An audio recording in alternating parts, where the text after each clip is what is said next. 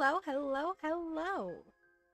One moment, let me make sure everything's looking good. It all looks good on my end. It always changes when I look at it from another end.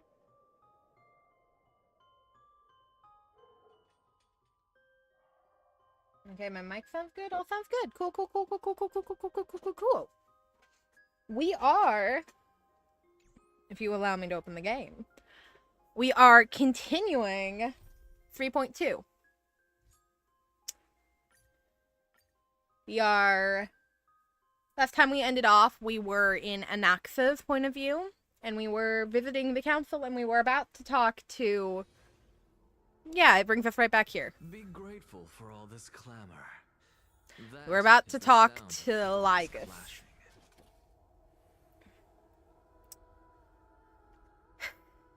Here's where I question if I have to talk to Lygus.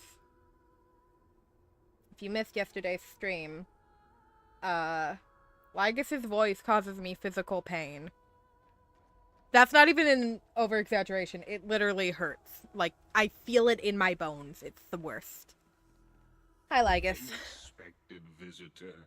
Welcome once again. You know, I hate him, I hate him, I hate him, I hate him, I hate him, I hate him. Debate and come straight to me to seek an audience with Kefali.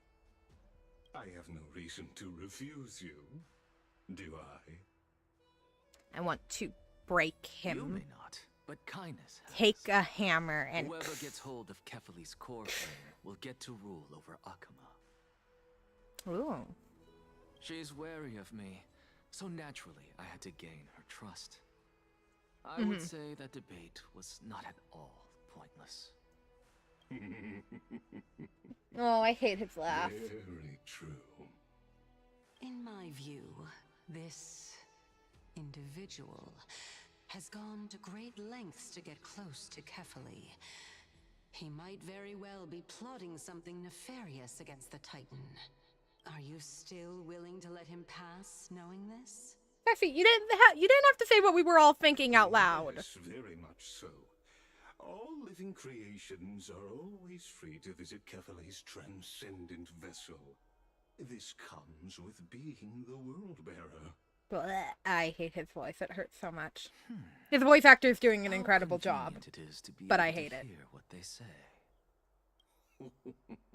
It is truly my honor to speak to a venerated Titan in person.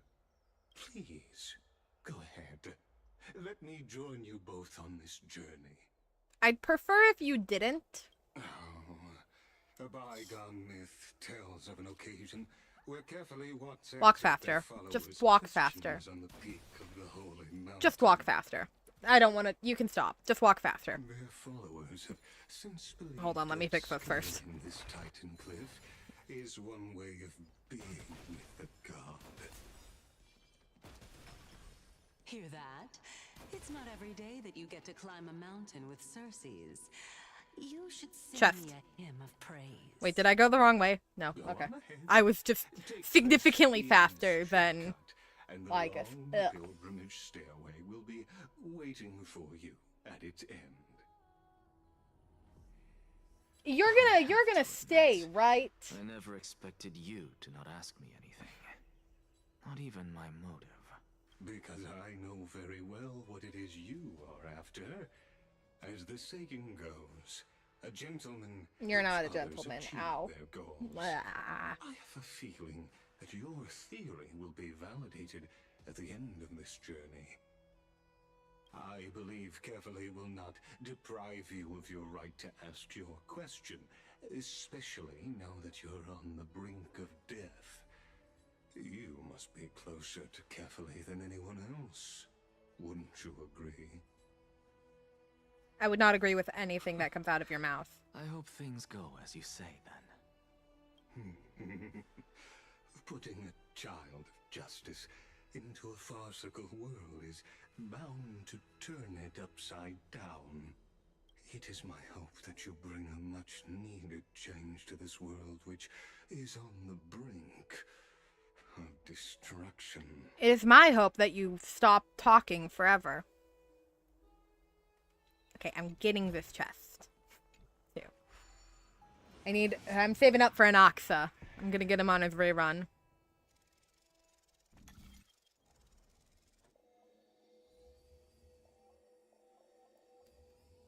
There we go.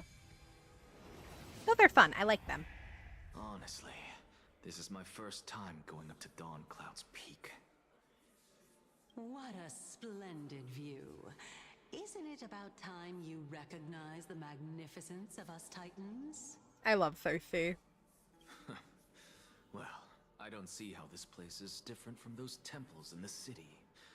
All they have are magnificent facades. And even though I've come this far, I'm still doubtful about getting useful clues from him. I must be getting ahead of myself to be expecting to hear something nice from you. Oh? Haven't you been in my head for some time now? It's high time you get used to how I feel about things. Alright, we're just a short hike away from Kefali. No time to waste here. Oh, you okay, So the Anaxa? intellectual debate from earlier was too draining for you, huh? If Amphorius gets a new lease on life, you should focus on strengthening your body and stop shirking social interactions. Yeah, we're good. I'm gonna tear like Save when I say I'm dismantling the council. I mean I'm literally gonna dismantle Legolas. Gonna take that stupid robot apart.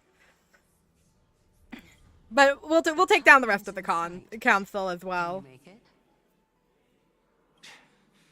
Why? Are you going to carry me up if I were to fall now? I know how far I can go, so just hold your tongue and come along. Fine then. I guess I won't say any more. I'll just wait till your soul dissipates completely to gain control over your body. Wait. Who is that? Cersei's? Why is there a second Cersei? Look at that. Two Cerseis? Huh? What should I be looking at? Anaxa, you feeling okay, buddy? Am I hallucinating? Or do we even get to see souls when we're close to dying? Okay.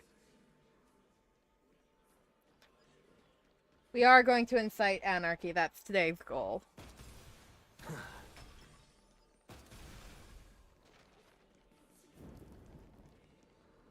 Oh, hello. Oh? Why didn't you bring your favorite spear with you on this trip? It is the Elias? Spider-Man pointing meme. Yes. I know I was gonna say I recognize that name, but from where? It's unfortunate. The Black Tide destroyed every last inch of my calyx. Huh. How could that be? Even a creation of Georios, from their prized ores and molten fire, couldn't escape the fate of destruction? Hey, Cersei's.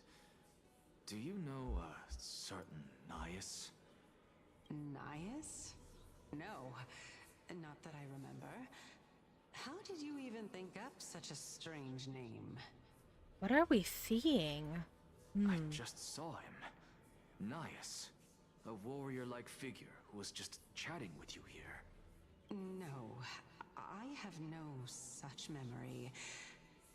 Could you be hallucinating?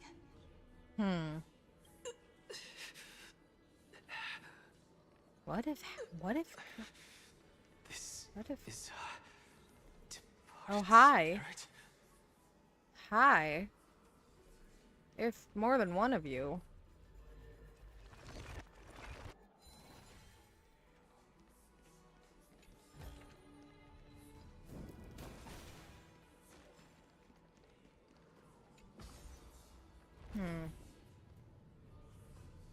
Ooh. Amphorius might be one of the prettiest worlds Honkai Star Rail has. You two again. Enough about me. Did Kaos ever reply to you? Well, regrettably. It's Seems like it's the price odd we that pay Anaxa is not demigods only heavier than we seeing thought. dead people, but also a second Cersei. Chaos. Demigod. I've never heard of this person. Which Titan's authority did he inherit?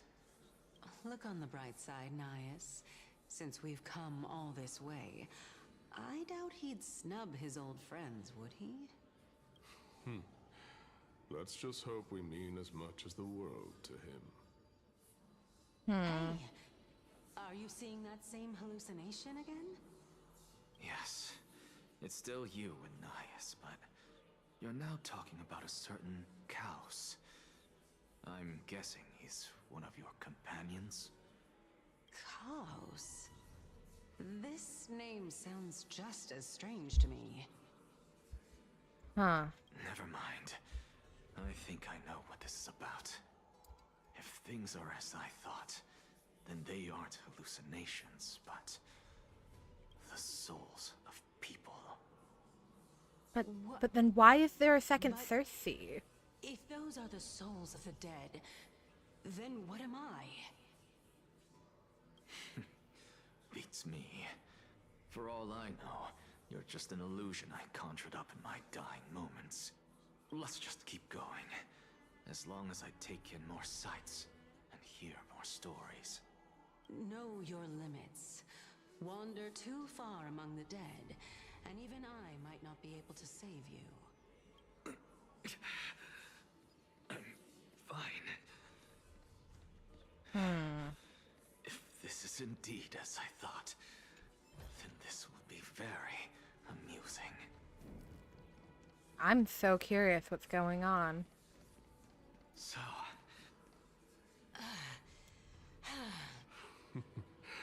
Can you keep going? Of course. I'm just... If I knew we had to climb a mountain, I wouldn't have come along with you.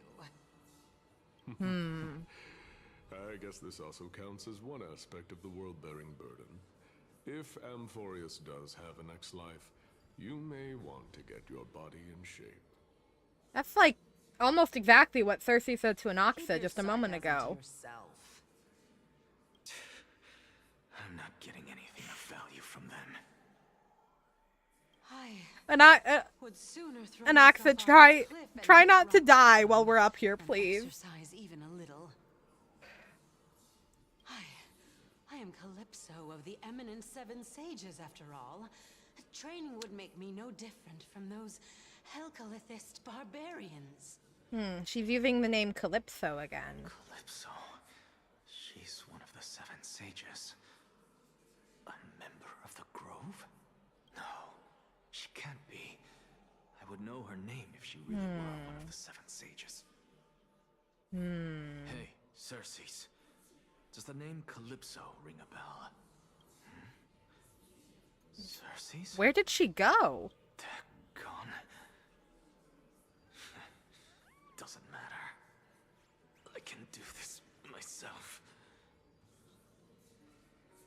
Looks like I'm nearly there now. The land of the dead. Anaxa, please don't die here. I'd prefer if you didn't die right now. None of this is good, by the way. Oh, beautiful old world. Where are you now? Oh, legendary era Chrysia, return to the mortal realm. Splendid gods once walked the paths we walk. Alas, all that's left of that warmth is a hazy mirage. Why are you chanting that too? Let Anaxa say fuck. I think he deserves to. We're here. Finally. So, I don't get to ask the Titan my question. But all of you make for a pleasant surprise, nonetheless. Very well then. Oh no. Let me uncover the truth for myself. Buddy. Anaxa. Did I still to make it in time. Anaxa? Huh? So, I'm back here again. Oh, we've returned to the land of the souls. I can hear it. I hear it from the depths of the tides, behind the closed doors of the void world. A voice ready to tell me something. This time, the voice is a lot clearer than before. Oh, hi, Ganis. Since we've come this Nanis? far, let's just Ganis? wait. Nanis? I can't remember how to pronounce his name. No. Lord Oh. Ias and Miss Calypso, are you both here to visit Chaos too? She kind of looks like Castereth.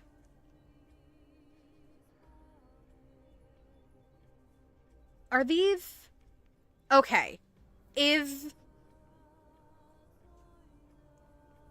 Cersei not the original Reason Titan? Is she actually, like, a demigod? Having taken Cersei's core flame, like we're doing in the Flame Chase journey, and inherited the role of divinity. And then would these be like a previous generation of Chrysos heirs, but not formed in the same way the current ones are? Yes, and we've been waiting for quite some time now. I don't know if I explained that good, but Regrettably, he hasn't answered. she looks a lot like Castereth. The worst case scenario is that he's She's got the already been butterfly, overwhelmed the and pointy crushed by the ears. world-bearing burden. You're overthinking, Lord Nias. I can still sense Chaos' soul in the area. And besides, we both know Chaos' nature. A deliverer like him wouldn't fall so readily. I'm Just give I'm up not all he sure. holds dear. Isn't that so? Yes, I have faith in him. That reminds me. Why are you making this trip alone, Polixia? Polixia. Oh, my sister needs more time to make sure the flowers are fine. Such a pity. Both of you have hearts kinder than anyone else. Yet you are born only to take over Thanatos' divinity. What they're describing sounds so similar to the Flame Chase journey. Because, the person they're here to visit, they're speaking of him like he's a demigod. Where is it? Where the worst case scenario is that he's already been overwhelmed and crushed by the world-bearing burden. You're overthinking it, Lord Nias. I can still sense Kaha's soul in the area. Right, they're talking about it like he's a demigod.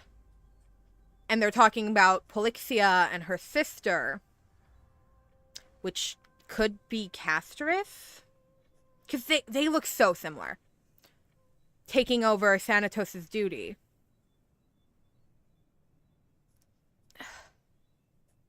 I'm so curious. Everything that I see and hear this time has left me shaken to the core. What may seem like a mundane conversation is in truth a once-in-a-lifetime exchange that has revealed the ultimate answer to Cersei's question. I raise you this question. Is the Flame Chase journey a cycle? Or is Amphorius a cycle? Is Amphorius destined to repeat itself over and over again with minute changes until some sort of success is met? Until either the Black Tide is defeated or all the core flames are collected or something. Is Amphorius destined to repeat until it reaches an ending it's alright with? The conjecture has taken shape and must now be solidified into a theorem. Next, I only need to seek verification from Kefali. By doing so, I can answer Cersei's question and reclaim my body. But no, I will not do that. That isn't important. Regaining his body is not Because important. another one Got of it. my conjectures, one that I have always dreamed of proving, has been proved right this very instant. I'm so curious on... I want to learn more about the Black Tide. What exactly is it? It came from outside of Amphorius. So how? And what is it trying to do? Is it trying to free Amphorius from... If Amphorius is a cycle, is it trying to free Amphorius from these cycles, or is it trying to keep Amphorius trapped within these cycles? And then, if so, what caused the cycles? What's keeping Amphorius cycling? Fusing a mortal soul with that of a Titan to replace said Titan is not a ludicrous idea, after all. Oh. Oh, hi, Danhung. So... What are you thinking about? I'm so curious. Oh god, I have to talk. Hold on. Just amazed at how this towering tree is Cersei's divine body. It's a majestic sight. Is that so? You don't look the slightest bit amazed, though. Plus, you seem to be strangely familiar with the city around the great tree. To be fair, Dunhung never looks impressed.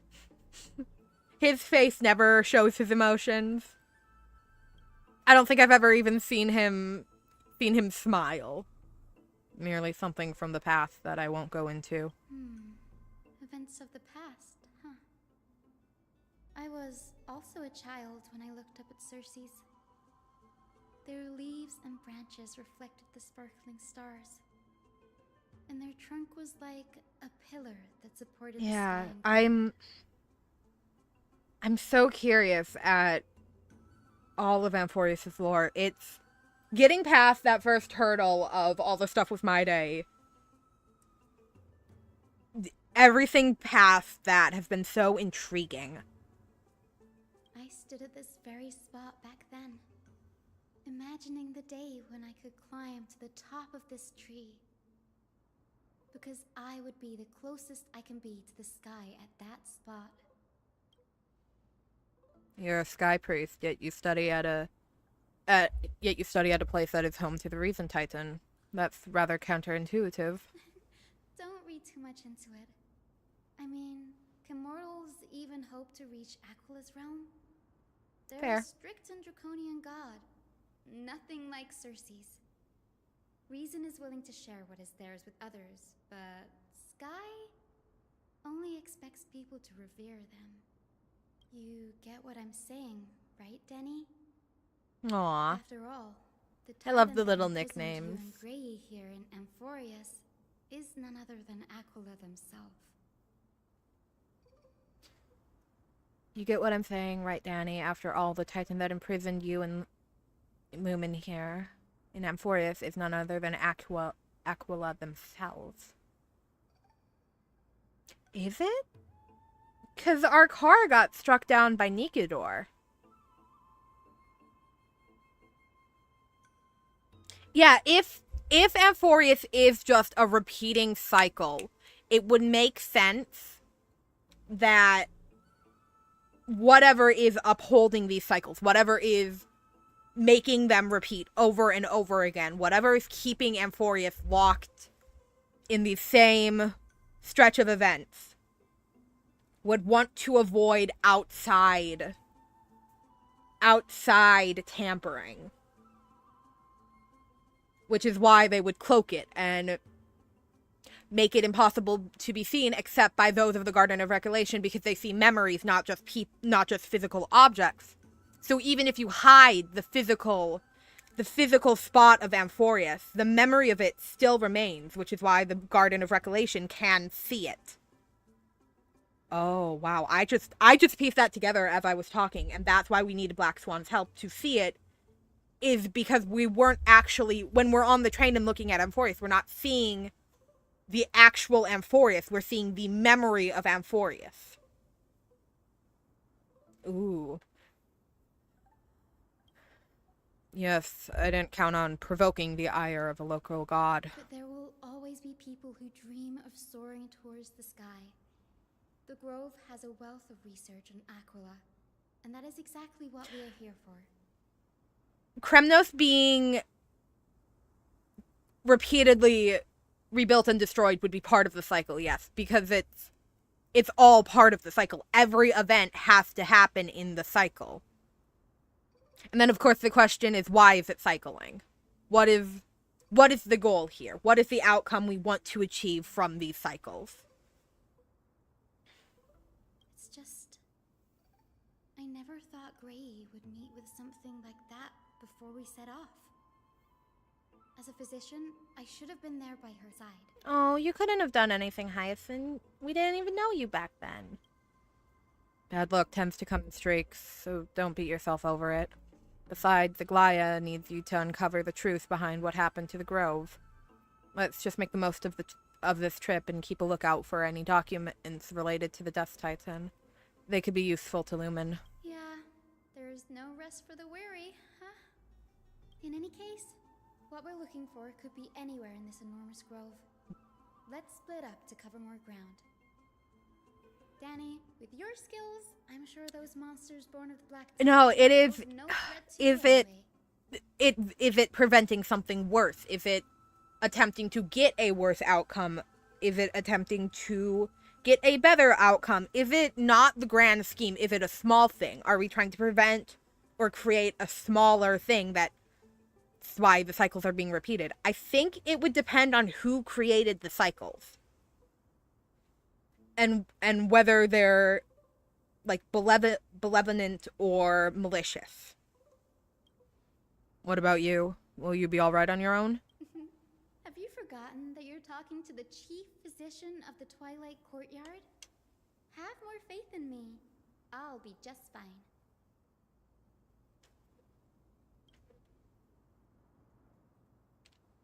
The silence in here is near deafening.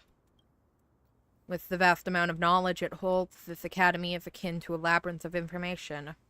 Even the cleverest of scholars would easily lose their way in here.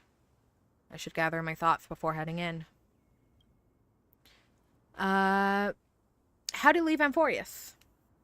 In the myths, Aquila, the titan who reigns over the domain of the skies, is a colossal bird that overlooks the world beneath them, with 100 eyes.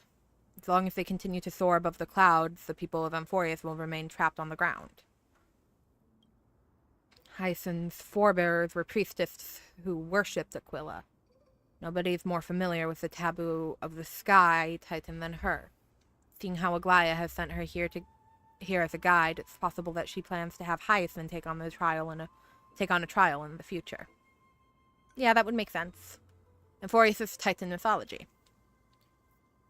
In Amphorius, Titans are a common topic of discussion. People create myths that, in turn, conceive Titans. It's a tricky task to keep an objective view when among the people of Amphorius. Is there a way to step out of the situation and look at it from a different perspective? The Flame Chase journey and the prophecy. Guided by the prophecy, the heroes are on a quest to reclaim core flames and usher in the Era Nova. Their efforts seem to have gratifying results to date. As I expected, the prophecy is the hardest to make any sense of. But with barely any information to go on, no matter how much I ruminate on it, I won't yield any results. I should leave this for another time. Oh, Titans and Aeons. Titans and Aeons are two distinct classes of beings. Titans can communicate with us humans, and it is impossible for us to overpower that. And it is not... God, I can't talk. And it is not impossible for us to overpower them. Upon their demise, we can even take over their divinity. In this regard, Titans can be said Titans can be said to be a lot more similar to humans than Aeons are. Crisis heirs are demigods. Crisis heirs are humans who possess heroic qualities, with most of them demonstrating extraordinary combat powers and strength. Upon clearing a core flame trial, a crisis heir can even ascend to a demigod and inherit a Titan's divinity. Wait, something about that feels off. Is there a selection process of some sort? Think of something else. I should probably turn my attention to something else. Lumen's flight. Nobody could ever imagine that Lumen's life would be forfeited the moment we landed on Amphorius. I should have done more to keep her safe, but it's not too late. We still have a fighting chance. The unique rules that govern life and death on Amphorius might just work in our favor to save her. The Grove is a veritable library of knowledge. Maybe they'll have records on similar cases? Please, let there be one. Enough musing. It's time to move on.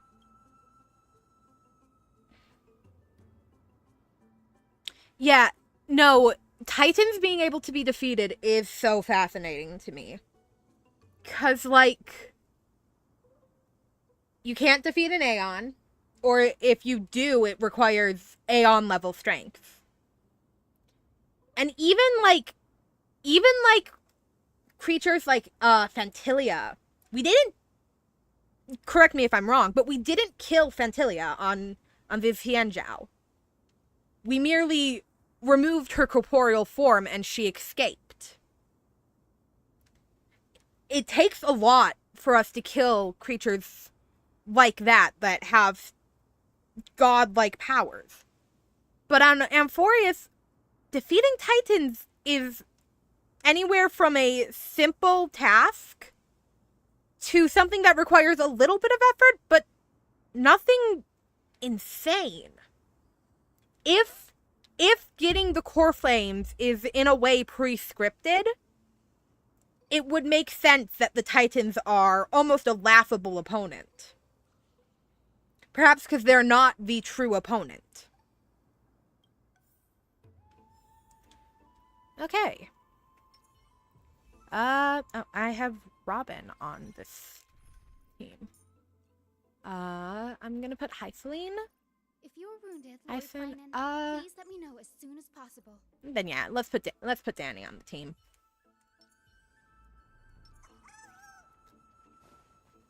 Oh, that is not a staircase. How do I leave?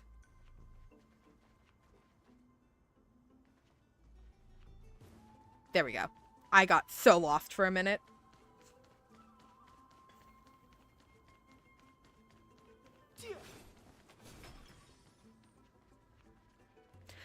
Amphorius being a cycle would make significant sense. 'Cause, like, and this isn't a complaint. Even if the cycle theory ends up being not true, this isn't me complaining about it. But everything we've faced so far seems almost laughably easy. And that's not a complaint, regardless of if my theory is true or not. This is me just stating that we haven't really struggled all that much. The most struggle we have had is against the flame, which is against the flame retriever, which makes me wonder if the flame retriever is some sort of force outside of the cycles. Some sort of creature or person that isn't bound by the cycles wholly and completely. If the flame retriever is somehow not affected by it, which would explain why he's a significantly stronger threat than anything else we've faced. He's a more difficult threat than the Titans, which is the only other really threat we've had so far.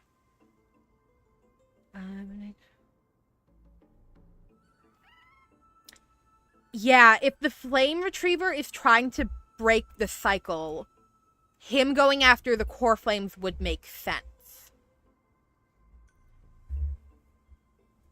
Oh, I'm so curious. Oh, I'm so curious. Black monsters are You know what? I'm not doing Dunhung's voice for all this little test. All this little text. It's harder for me to read like that because I'm focusing on keeping the voice up at the same time. I'm just gonna use my voice. Black monsters are twisted in form, and their life has turned to ash together with their souls. It's impossible to figure out what their forms were when they were still alive. These are the remains of the Black Tide monster. These are the remains of a Black Tide monster. It does look different from the Titankin. It does look different from the Titankin from up close. What is underneath it? A scroll? Okay, a record debate between Veneristus and the Neosporist scholars. Most of it is illegible, leaving only fragments of dialogue. Listen, I love me a good cycle. I love me a good time loop. I am a sucker for time loops. One of my go-to, like, whenever the question of, like, what would your superpower be comes up, I always say something time related. Because I think it would be so cool. I'm such a sucker for time loops in media.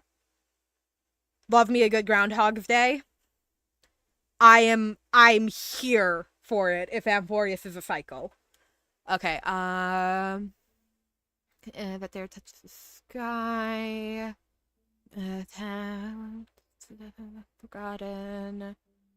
Entire city state reduced to ash.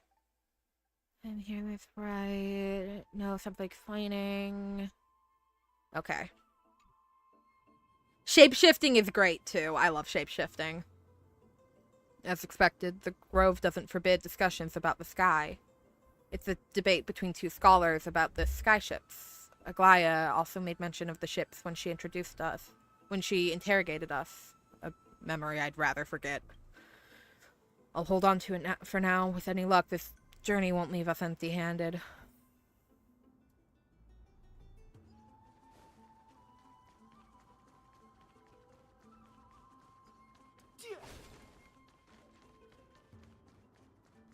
Oh, hi, Hyacinth. Oh, hi. You know what? I've also...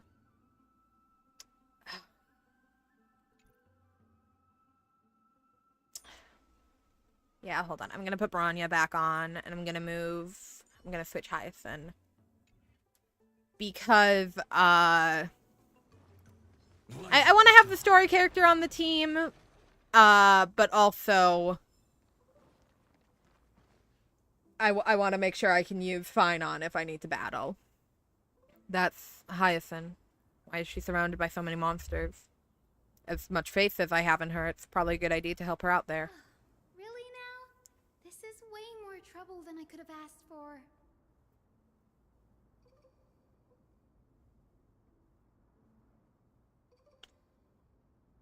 I'd be curious about if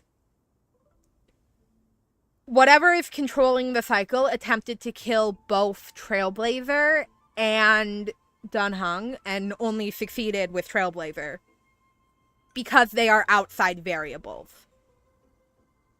Because we could have a genuine impact on Amphorius' cycles, and we may be able to lead it in a direction that whoever's controlling the cycles doesn't want. Need a hand? Or you could sit back and watch. I can't tell if you're serious or not. Being hard to read isn't without its perks, I suppose. I'm kidding, Danny. Lend me a hand, pretty please? Alright, now let's get him! Yeah. Let's kick their asses. I've no interest in conflict. Oh god, you're not good against any of these characters. And you don't know about Phynon! God, I made a mistake. No other choice but forward. The future will pour tomorrow. My Phynon is still not 100% built. I'm missing some traces. I think Dan Heng didn't die, not because they didn't want him to die, but because they just didn't succeed in killing him. It just didn't work out 100%. For tomorrow, future will We've come. entered the storm. To guard and defend. Crush them. Fury of innumerable core flames consume me. Hail the new dawn. Ooh, over 100. How much damage was that? Hold on. Let me check the stream because it's a little bit delayed. Let me see how much damage I did there. That was a big number. I want to see how big of a number. That was 1, 2, 3. 180,000 damage. Not my highest I've hit with Finon. I've hit higher with Finon before. I was doing Apocalyptic Shadow earlier. I hit over 1 million damage with one of his attacks, I think. Which attack was that? It might have been the big attack. But I had more buffs on him than I did now. This place is practically in ruins. What happened? There shouldn't be this many monsters here. The Black Tide is remarkably quick to detect the light of Amphorius. So or rather, the blessings of the Sky Priest in me, might have unknowingly called them to me. Anyway, never mind that for now. Here, you might want to have a look at this. I found it around here and thought it might be of interest to you. Scholars debate too. Light in me. Another perspective. Simple you see. Above when we stand on our heads, it's below our feet. I don't even know what kind of situation inspired you to make such theories. I have students who love to write satirical comedies. As I said, there's no reasoning with you. You like dramas, huge and always gazing downwards the earth. Skyship, what's that one? What's wrong one? And Zagarath, you're in math, mark my words. I doubt your students or that teaching assistant girl have. Huh. Oh. What secret research was Anaxa working on? Anaxagoras? He's the scholar who fused himself with the core flame of reason.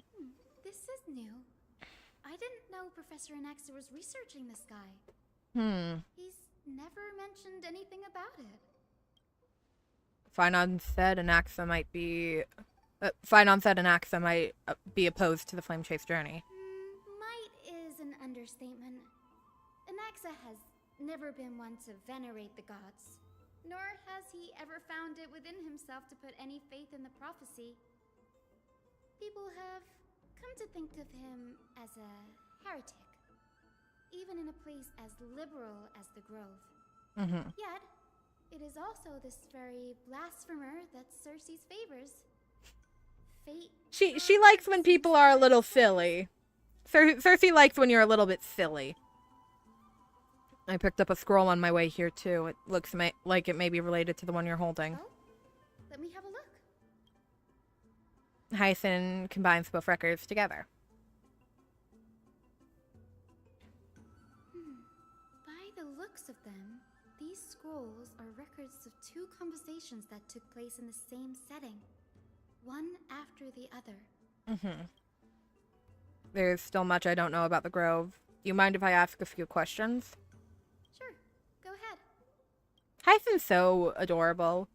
Who are the bananas? The Grove of Epiphany is home to 7 schools of thought. Yep.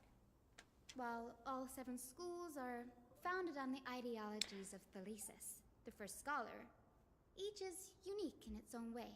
I could very I could very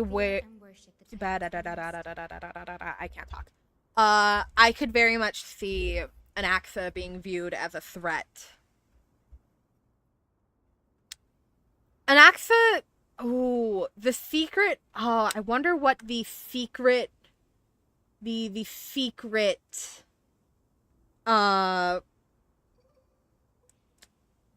secret research Inoxa is working on, and I wonder if it has something to do with Amphorius looping.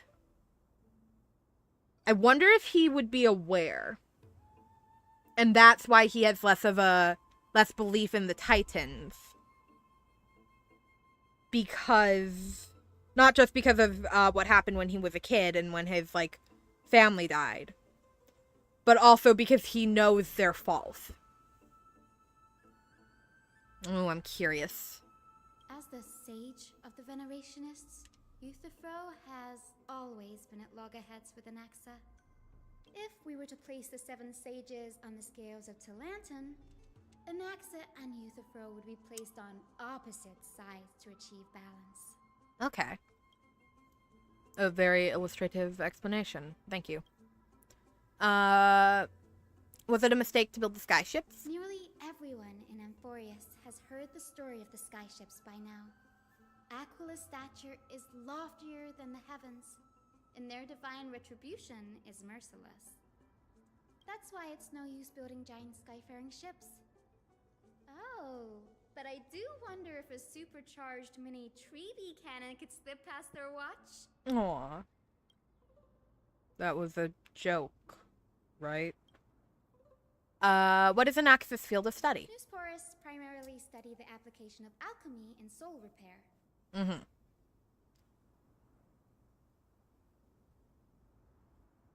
Yeah, Anaxa does still have Cersei's core flame. It is, in my understanding, it is quite literally embedded in his chest.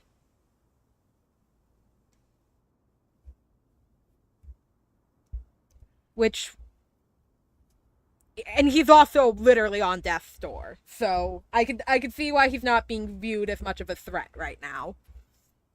Everyone considers Anaxa a blasphemer, but that has never stopped him from sharing his ideas, no matter how taboo. If you must say that he's hiding something, then it's likely what lies beneath his eye patch. We know what's under his eye patch is a lack of an eye because he gouged it out for an experiment. Also, I'm not gonna pretend here. I've seen Anaxa's ult animation. I've used him in battle during his trial and from friends and in events. I'm aware I know that underneath Anaxa's eye patch is the same thing that is on his chest, where the star in his chest is. I don't have any more questions. Anaxa often says that every failure brings us one step closer to the truth. Perhaps, to him, the crash of the skyship carries a different interpretation. The firmament is not impenetrable. Mm-hmm. On the contrary, it was precisely because the skyship represented the first step toward breaking free from the shackles of the earth that it provoked the wrath of the Sky Titan and brought divine punishment upon itself. It's a shame that the majority of the Grove's research on Aquila was headed by the Venerationists, with sacrificial rituals making it the predominant part of their findings. Discourse about more esoteric subject matters in relation to Aquila dwindled even further after the skyship incident. So much so that even the scroll is completely new to me. Don't worry about it. We'll just collect everything we can find on the Titans for now. There's something else that caught my attention, though. This says that Anaxa is conducting secret experiments of some sort. That's what I'd like to know. What are these experiments he's involved in? Even I, the assistant lecturer, know next to nothing about them. I have a bad feeling about this. Could there be more to what happened at the Grove?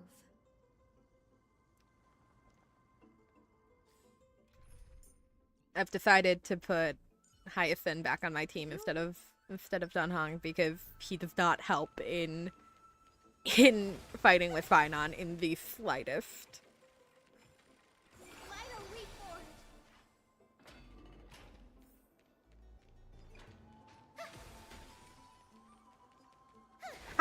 has such a pretty design too. I know when her design was first revealed during the teaser long ago, people were comparing her to a lot to Barbara in Genshin. And I see the comparison, but I don't think that takes away from how adorable her design is. This is the Library of Philia, a place where the Grove stores its collection of tomes. Mm-hmm. Other than books written by the 7 schools, you can also find philosophical texts, ballads, and religious writings from the Outlands here. Cities that desire to learn from the Grove were apparently expected to contribute knowledge of equal value to what they sought. That makes sense. We've had more than our fair share of hilarious episodes over the years. For instance, it's said that the Erythrocheramists once borrowed a manuscript from a certain author, but ended up returning a copy instead of the original. What's more, the original manuscript was supposedly then hidden here. Oh my. That doesn't seem like a nice thing to do. Nice? No need to hold yourself back, Danny. You can just tell it like it is. Their behavior was no different from bandits. Well, if you don't mind, did the Grove ever rob Castrum Kremnos? You've got me there. Some said you couldn't even find a dictionary in Castrum Kremnos, so I guess they were spared. There are too many books in the Library of Philia. Flipping through them all will take too long. Why don't we use the Biblioslate to search for the texts we need? We can bring them back to Akama for reading after that. Mm-hmm. Agreed. This place isn't safe. We should leave as soon as we're done. There are still several more scrolls strewn all over the place. I'll gather them up while you pull those texts. This way nothing will be overlooked. Alright. I thought that was a path. The inability to jump within Honkai Star Rail really throws me off sometimes. A record of many research topics a capricious scholar has applied for. The replies from their school sages about these topics. Topic 1, a discovery that many mythical beasts renowned for their longevity actually reside in areas with poorly managed birth rates and death records. For such creatures, permission to research. Reply, lacks research significance, not approved. Topic 2, an observation of real plants within the grove. Imitating the growth patterns of nearby white dryads. Permission to research. Reply, falls under the domain of the Lobogist schools. Not approved. This is hurting my head for some reason.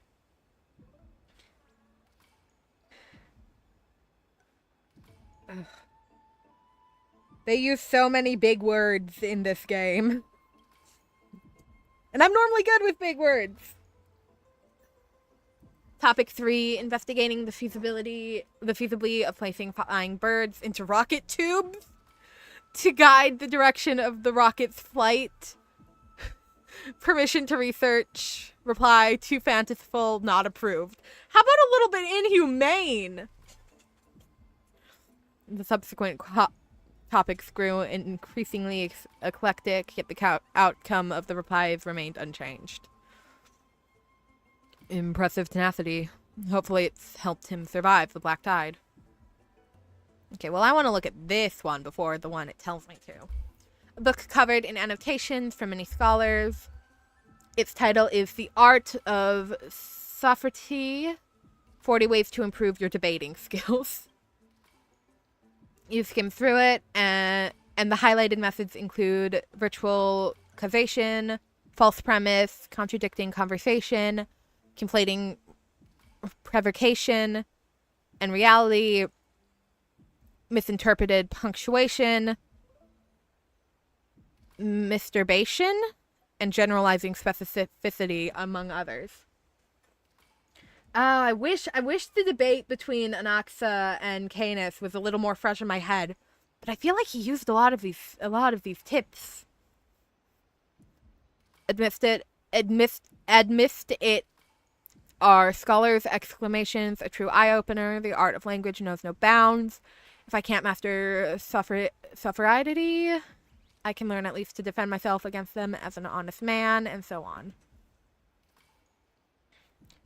The last retort is, when all else fails, employ brute force. This isn't going to be any help for sure. Now, when all else fails, you can just punch them. Show your courage. I don't know why, but I wanted to make sure my techniques were up. These are complaint letters from the scholars about Anaxagoras, the blasphemer. There's a thick stack of letters.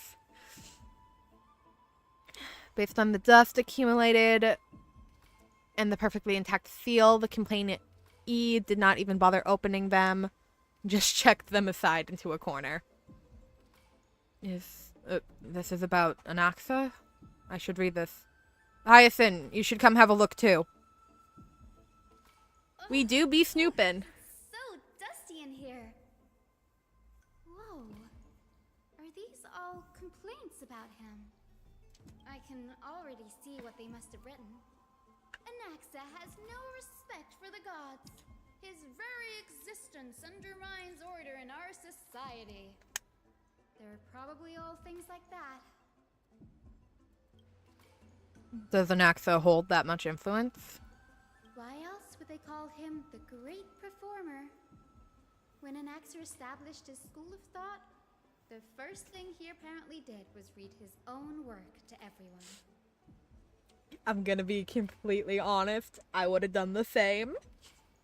You gotta let the people know. You gotta share. Are the Titans truly an accurate reflection of what humans think gods should be? Worlds created by gods are indubitably perfect, but what of Amphorius? Only foolishness and insensitivity everywhere you turn. I love Anaxa. An uncanny impression. What happened after that? They marched him straight to the seat of judgment before he could finish. Though what he took on in the end was more of a debate than an actual trial. He had to address every one of the scholar's allegations, or face expulsion from the grove. The first allegation was... Do you agree that since the Titans created the heavens and earth, so the mountains, rivers, and seas must likewise be their creations? Mm-hmm. I suppose to put myself in Anaxa's shoes. Am I supposed to put myself in Anaxa's shoes and answer that? Fuck yeah. As told in the myth, the seas, skies, and earths are all beyond the shadow, all beyond the shadow of doubt, creations of the Titans. Anaxa would have probably been spared a lot of trouble if he had answered this way. Instead, he quoted past instances of the Flame Chase journey and posited that humans have the potential to take over the divinity of Titans. Needless to say, his critics didn't take kindly to his answer, so they followed up with a second allegation.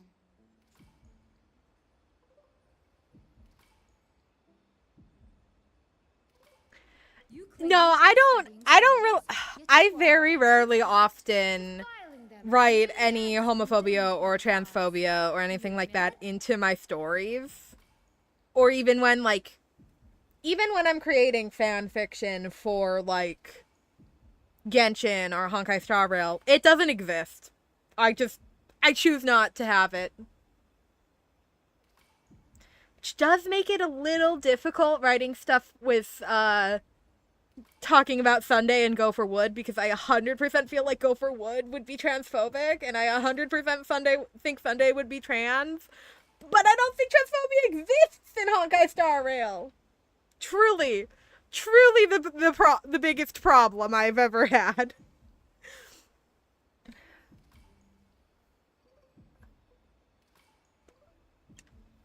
That's a serious allegation. Did he really do that? Anaxa always wears an eye patch, never removing it, even when alone.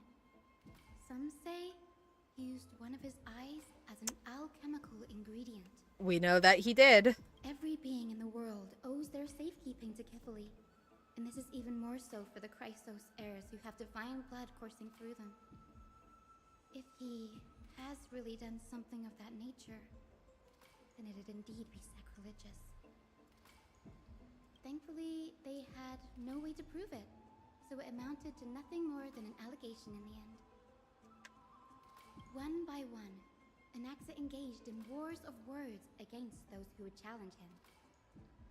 Toward the end, a scholar asked him, "Anaxagoras, have you any respect for the gods?"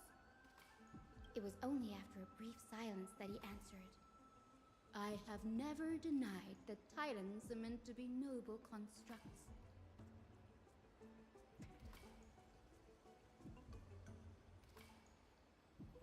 That would be a good compromise, yeah. It's like, dude, maybe it's just that I want to slap Gopher Wood so hard, but that man is like the worst man ever in my mind. What he didn't say, that the Titans are not noble, rings loud in that rings louder in this case. Yes. I'm not sure how that controversy was eventually resolved, but what's for certain, at least, is that Anaxa was allowed to stay in the grove where he continued his research, despite being regarded as a heretic. By the way, this stack of complaint letters has reminded me of a place in the grove. We may find clues there that aren't on the teleslate. Okay. I'm talking about Anaxa's alchemy lab, hidden between the cornerstones. Ooh.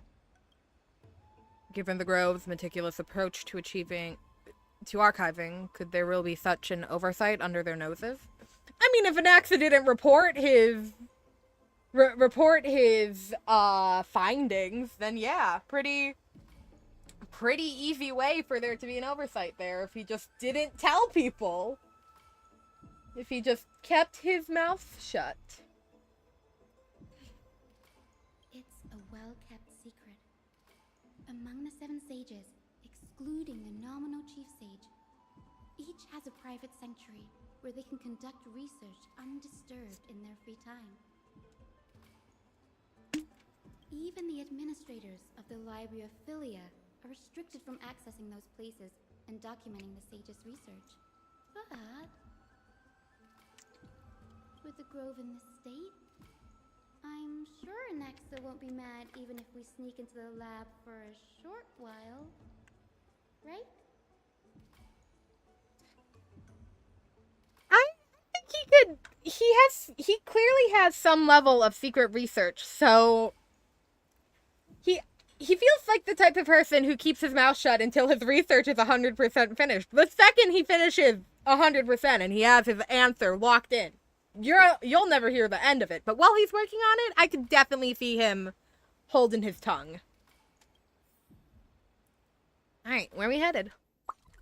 Just over that way. Cool. Pew. Dude, this water wheel is the worst. Because there was a stupid bug that you have to collect on one of them, and it took me so long to get the wheel to stop in the correct place so I could grab the bug.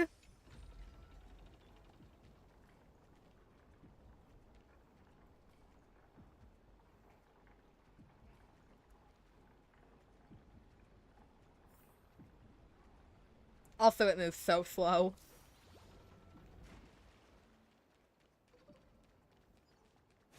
And speed.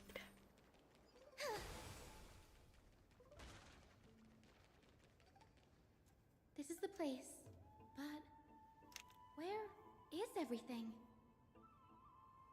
Yeah, I don't see shit. Materials for alchemical experiments, matrix diagrams, and even the seal to the lab. They're all gone. Did the Black Tide destroy it all? Did the Black Tide destroy it, or did Anaxa destroy it? No wonder we didn't see any defense mechanisms along the way. Have you ever been here before? No, not even close. Not only are alchemy experiments high-risk activities, but Professor Anaxa also has a penchant for using bizarre materials. Students often saw him walk in looking bright as rain, but come out covered in soot with his hair singed. Naturally, no one dared to come near this place. Yeah, I'd also probably still steer clear. Huh? That bookshelf over there seems to be the only thing still intact.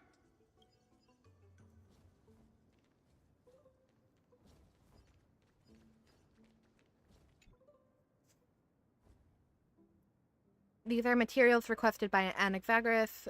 Documents from various fields have been compiled in one place, including Titan creation, the universality of the soul, alchemy doctrine, and so on. Most of the materials look to be within the research domain of the Nosferatu school of thought. However, a document titled A Study on the Crisis Heir's Background is mixed within. These appear to be quick notes examining the backgrounds of Crisis heirs. The Holy Maiden of Genopolis, Triby, and Trion. Descendants of the Holy Maiden from the Temple of the Three Fates. Goldweaver Aglaya of Akama from the Mystius priestly family. The Prince of Castrum Kremnos. Wow, I can't function. My brain. Hyacinth of the Twilight Courtyard. All their ancestors have varying degrees of connection to the Divine Titans or their divine authorities. Does the golden blood come from the heritage of priest families or royal bloodlines? In Anaxagoras, I, myself, show no such connections. Kefali, the creator. What criteria did they use to create the golden blood to shape the Crisis heirs? Yet Cathris, the servant of death from Andonia, her lineage is neither Titan, priest, nor demigod, but she has walked the earth for at least a millennium, with the power to grant death to humans. Where did this power come from? Another text speaks of the dragon, legends of Styxia. The alchemical extraction of soul ripped from the dragon corpse is intriguing. Dragons appear to be the titans of creation.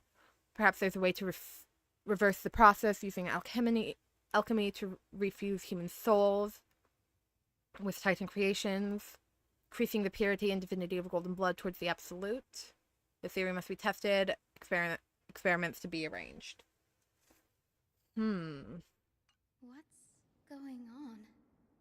Anaxa is conducting research on our friends in Akama and me?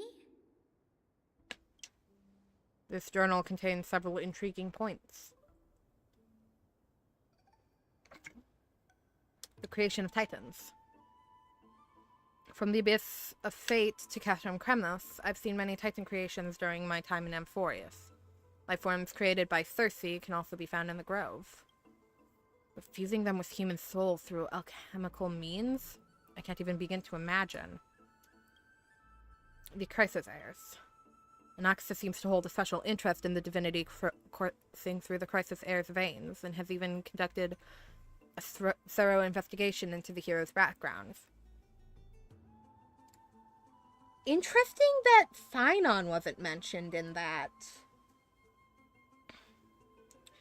Aglaya was mentioned, Triby, Trion, and Trian were mentioned, Maide was mentioned, Castrus was mentioned, Anaxa was mentioned, he mentioned himself. Hyacin was mentioned. The only two who weren't mentioned were Finon and Cypher. I wonder why. It wouldn't have been so strange if he had focused only on Cassie, given her own curiosity about her origins. Plus, considering that the new Sporists have crafted omnipotent medicines capable of curing diseases, It also makes sense that he would conduct research on immortal Chrysos heirs. Mm-hmm. But now, it seems Anax's objective was never to create medicine, but to identify the origin of the golden blood and figure out its inner workings. Anax's research. Through alchemy, Anax aims to refine the golden blood in the Chrysos heirs to a degree of purity equal to divinity. This must be what he means by close to the truth's prunity. But treating both Titan creations and the human body as materials to be used in alchemy experiments? That's rather extreme. Danny, look at this. I have a bad feeling about this. Uh-oh.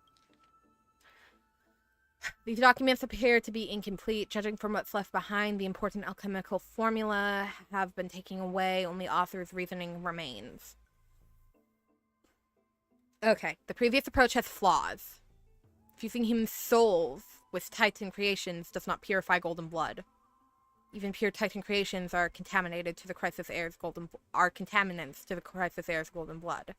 Soul fusing between humans and creations merely repairs impurities of the soul, or maintains connection to dying souls. Could that help us? Like Trailblazer? Could that help Trailblazer, I wonder? Well, creation myths tell us that the Chrysos heirs and other creations were all made by the Titan. Their nature differs fundamentally. The Titan's creations are no immediate product of an alchemical process. The Chrysos heirs are closer to the Titans than the creations. In other words, I should not have considered the Titan's creations equal to the Chrysos heirs. The hypothesis I should focus on is one pointed towards the Titans themselves.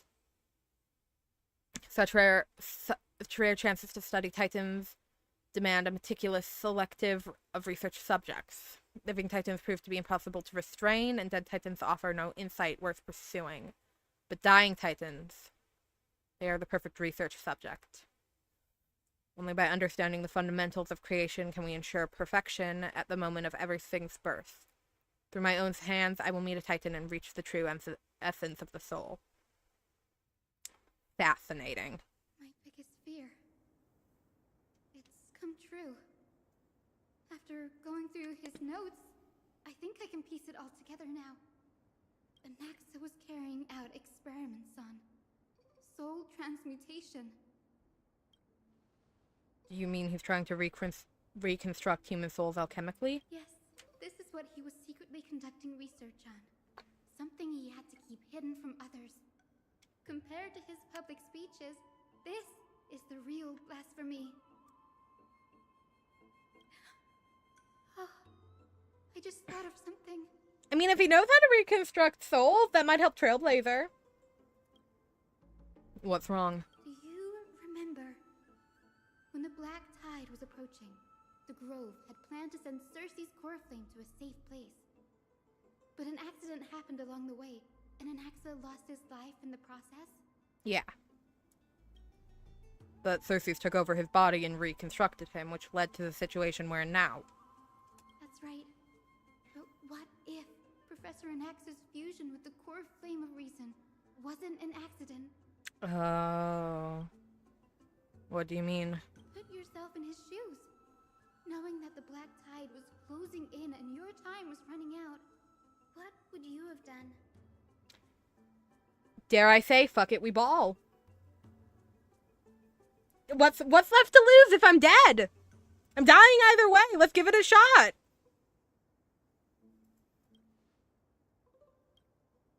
I'd put my theories to the test, no matter the cost. Exactly.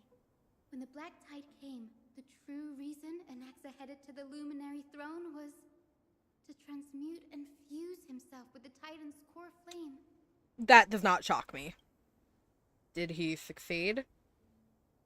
I mean, he's able to... He's, like, almost living. No. Judging from how he reacted after the event, the results came as a surprise. Maybe he failed to consider the possibility that Cersei's would make a similar decision. Oh. The manuscripts detailing all the alchemical formulae have been taken away. His research is still ongoing. Could he have taken them for other purposes? Like, what? There's only one Titan left in the world now. Kefali. And he's literally standing at Kefali's doorstep. No. No way. To convince an entity of perfection. To conceive an entity of perfection, one must first understand the principle of creation. If Phoenix is in Akama now, that means... He's after Kefali. He's after Kefali. Sir, this sky above us, it's not real, is it? Of course not. This is just an image from a projection device used for educational purposes. A simple trick. The day-night cycle has been lost to this world.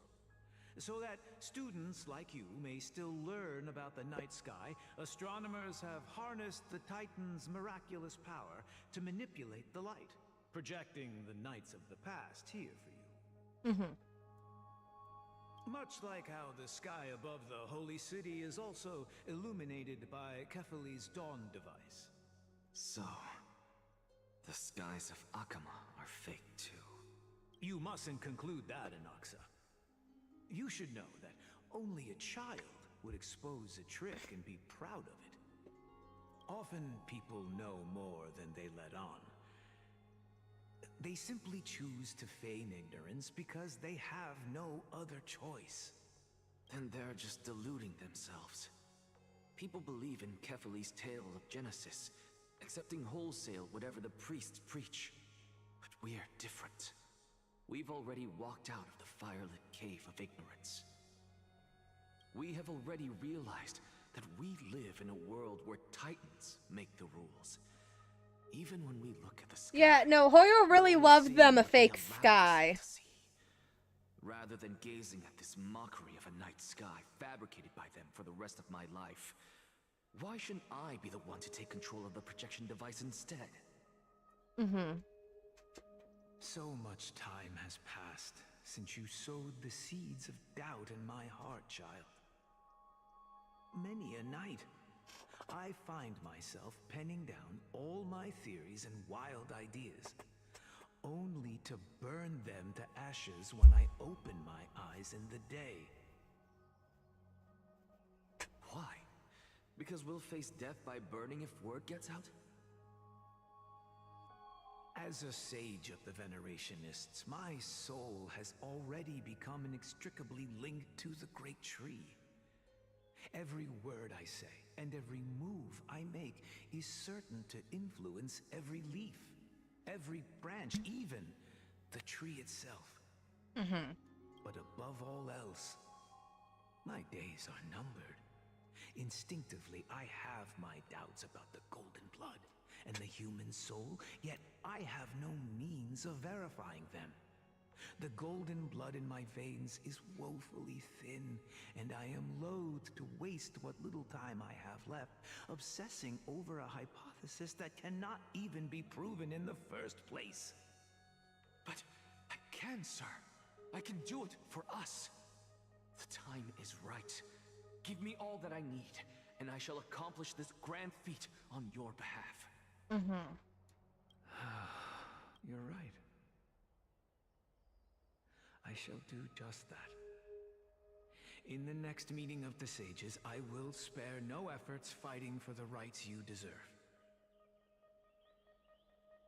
Go. Establish your own school of thought. Find out what we are. Become the one who conquers the ultimate truths of the world. Child of humanity. You didn't go to such lengths for an audience with Kefali. Just ask him a few questions, did you? Nope. Nax is looking to do a little bit more. You figured it out. If I were as foolish as Adromas, perhaps I'd throw myself down and prostrate before their greatness. begging for the gods' prophetic wisdom. Well, sorry to disappoint, but I'm no Dromus. Alas, I am a human, standing tall on 2 feet, possessing both intellect and pride. Mm-hmm. Before such power, does it make any difference whether you're a human or a Dromus?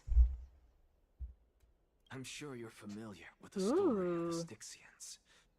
When the This place is raging pretty. waves threatened to swallow them, they didn't just give up and become sitting ducks. No. They constructed a dam that kept the roaring tide at bay, chaining down the mad Fagusa. They call me a blasphemer, Xerxes. But that doesn't mean I deny the existence of gods. It's just... as He I questions see it, them. Titans are simply a force that mankind has yet to find a way to tame. Oh? If power that rivals the Titans is what you crave, why not conform to the prophecy and brave the trial? Why stop at harnessing the power of the Titans when I can do so much more? The source of life is what I wish to grasp, to understand what makes up the soul, and to learn what we really are. Mm-hmm. Thanks to you, I've had the chance to personally verify, in more ways than one, that the soul indeed ceases to exist in death. But where there is death, there is life. And where there is an end, there must also be a beginning. How then is a soul born? That was the only unknown variable left in my calculations. And by the sound of it, you have already formed a conjecture. No, I have already drawn a conclusion. In my journey unto death just now, I finally saw the answer with my own eyes. Professor Anaxa. I'm here. Oh, hi, Castress. Her life hangs by a thread. I must ask you to refrain from taking any unnecessary steps. Of course.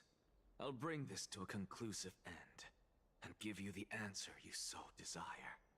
However, in accordance with the principle of equivalent exchange, I must also demand from you what I need. Mm-hmm. As you wish. Don't you care to know what the price might be? It's a matter of uncovering the truth about the Death Titan and her survival. I'm glad we're getting lesbian crumbs again. I missed them. This may be the only time I can ever save someone's life. There is no need for me to think twice. God. Dude, I checked AO3 last night. Let the show begin. I checked AO3 last night for the amount of works between Castris and Stell. Woefully disappointed. I believe there was less than 50. Woefully disappointed. How are we skipped? The worst thing? You want to know what happens when you're on Castris's, like, tag, and you're looking at, like... So when you're on AO3, you can look at, like... You can be on a character's tag and then add other tags to that. When you're looking at the relationship section, ships with Castris aren't even at the top. Top is stupid Maide and Finon. No, Castris is like, I got a girlfriend. I don't intend to lose her. Help me. Dude. God, I have so much stuff I want to write. I should write a fic for Castris and Stell. I should do that. That's on the list. The list is getting disgustingly long. Indulge me. Am I correct to say that you intend to prove Thanatos' whereabouts and prove the nature of our existence now? Before I begin, I must confess I had been stuck in a cognitive trap all this time. As unrelated as these two propositions may seem at first glance, they are in fact logical equivalents. They are merely two different ways of telling us about what the soul is at its core. The reason I say this is, as I've mentioned earlier, the answer was hidden in my journey unto death. Professor, you were in the Netherrealm? Yeah, he chilled there a little bit. I am but a living dead man now, but that's not important. What truly matters is, I overheard a conversation between heroes. That's not all. Remember how I said you were a part of that conversation too, Circes? Yeah, no, I'm right there with you. Even as someone who scrapes for any amount of shred of queer representation in any media I consume, I feel nothing between Finon and Frank. Absolutely nothing. Of course you would remember. Because that wasn't you. That was Calypso. One of the 7 sages of the Grove. Calypso? Huh? Oh, that's the name I made up on a whim when speaking to this girl. How do you know of it? And surely you jest. Don't you think I, of all people, would know if that were the name of one of the 7 sages under the shade of my tree? Don't you claim to know the Grove's past like the back of your hand? It seems you've lost even the memories seared into your soul. Use your head, Circes. Since all of this took place in the realm of the dead, it stands to reason their likenesses are of souls from the past. The living cannot step foot into that world. So who could they be? Think about Calypso. Why does she share your likeness? Yet you have no idea who she is. The answer is evident, is it not? Yeah, gotta These admit, fallen I'm a little heroes lost. Are the mortal incarnations of the Titans Oh. before their ascension to Oh. godhood. I was kind of right. Gods aren't master creators born out of thin air. And they are no different I was from kind of right. humans, because they all evolved from one.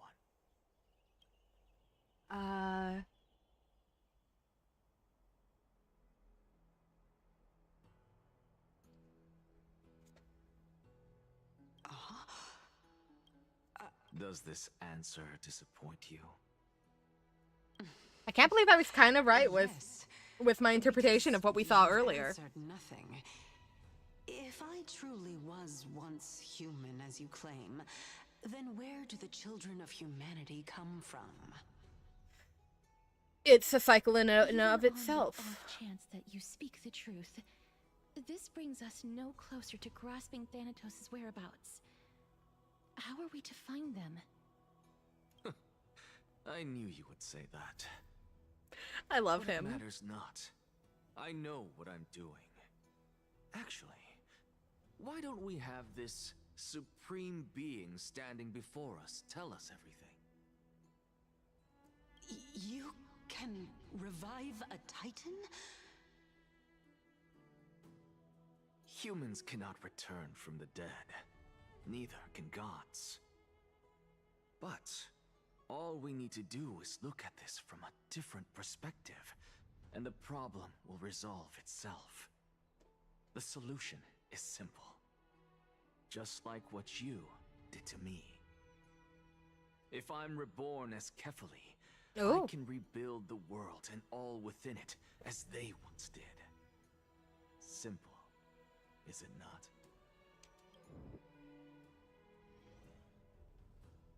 In the meantime, no, oh no, I want to continue. Oh, hey, Gaia. Anaxa might be trying to do something with Kefali's divine body. Yeah, you can say that.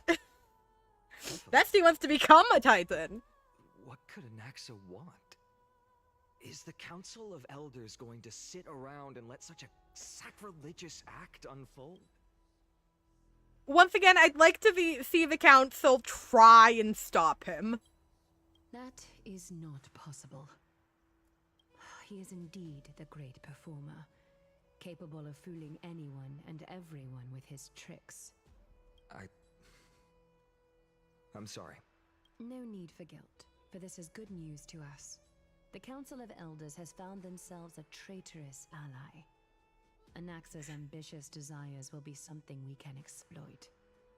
Anaxa truly is chaotic neutral at its core, and I love him for that. What we should be doing now is to keep our eyes peeled for whichever trickery Kindness is up to, and react accordingly to thwart her plans. Oh yeah, no, we have significantly bigger fish to fry than the council. Holds just as much significance as the vortex of Genesis. Someday, after my duty is over, this site will take the place of the battlefield where you hunt gods. Become the next challenge you ought to overcome. Till then, it's best to get used to this place as soon as possible. Come find us anytime you need something. I literally am on borrowed time. Let's prefer not to die. Preposterous! The Christos heirs only have their standing because of the Council of Elders. How dare they trample over it? Oh, wow. These people are shooting daggers with their eyes. Oh yeah, no, it seems like Anaxa wants to become a Titan. It's Oh, hi, Kratos. Hello, Oleg of Amphorius. Supposed to mean? Is this really the sort of person that the young lord praised as a ferocious warrior? If you're talking about Frank, I don't want his praise. And at my core, I am a silly bean. It has indeed been some time, Lord Kratos. What brings you here in such haste? Shh, keep it down. Be more vigilant. See those duplicitous dogs over there? They do the dirty work for kindness. I've already ordered my people to hold them back, but we should still lay low. Unless you're itching for a bloody fight to get a workout in. My bad. So, did something happen? Did you hear thunderclaps last night?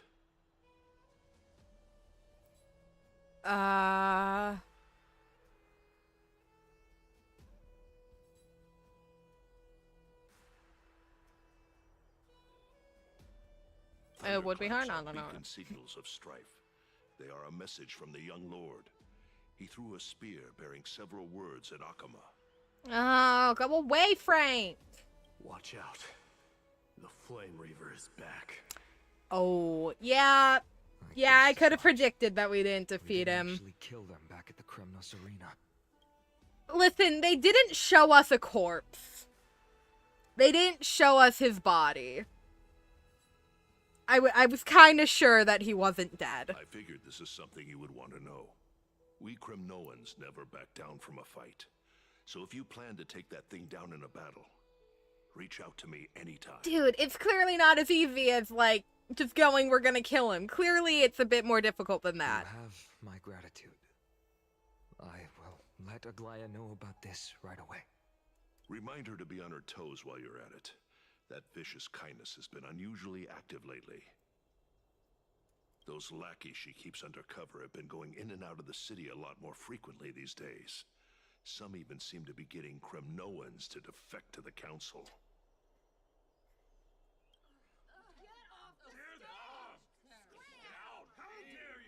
That's... Looks like you can see it for yourself.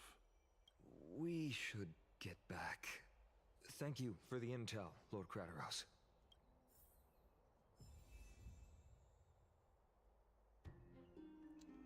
I do want to put Hyacinth back on the If you'll do team. this, Lord Finan. But we're gonna chill with this team so we can have Trail out. Hey, friend! Carefully into Lenten above, as the Theoros... Go away, Legolas! I'm gonna call him Leg. I'm calling him Leg. His name is Leg now. Citizens of Akama, fine. Aglaya, what happened here? What the fuck happened, I know girl? about the poisonous fangs of that king snake through the golden threads. In the past, I would be confident about keeping her in check, but I admit I am now unable to do so. What do you mean? It is no longer about eloquence or arguments. I have been a demigod for far too long that I hardly have any humanity left. Before I realized it, I have become no different from these hypocrites. No longer capable of relating to the people. No, you're significantly better than them. You're also a playable character, so Sooner than I expected. you have a significantly cooler design than them. Perhaps it is time. I need you to step up, Finan, in order for me to retreat behind the scenes. Yes, this is my duty, but... It is far easier for the Council of Elders to fool many than just fool one person. Their so-called more support is no more than a ruse to distribute power using words instead of lances. There is no glory in winning this debate, but that makes having respect for humans so much more priceless. Finan, you are a Chrysos heir without flaw, capable of relating deeply with humans. I know Castrus and Anaxa are like trolling the council right now, but can she please kill them? Can she please kill them? Live up to your expectations and win this debate.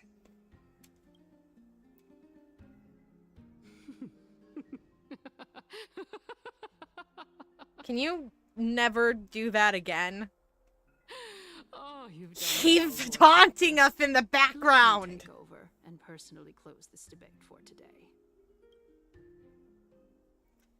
Good. I want to kick your ass, Canaan. Be known that I sorely miss the blissful times portrayed in lyrical poems. This is the preferred outcome. Was home to nearly Just to be clear, the ending of this debate, the winner gets to punch the loser, right? While gods walked the earth and shared close bonds. Right. With The winner gets to punch the loser, right? Yet, in the present, people from all over are forced to leave their homeland to seek refuge because in of the holy Black city, Tide. where they hope to rest under Kefali's protection. The thing that the Chrysos heirs are trying to get rid of. In the same boat with no way out of this plight. The Chrysos. I'm gonna stab her. We're gonna get Eads of March up in here. Somebody get the knife. We can all stab her at the same time. Is one question for you. I'm making, for anyone unaware, I'm making a reference to. I'm making a reference to Julius Caesar.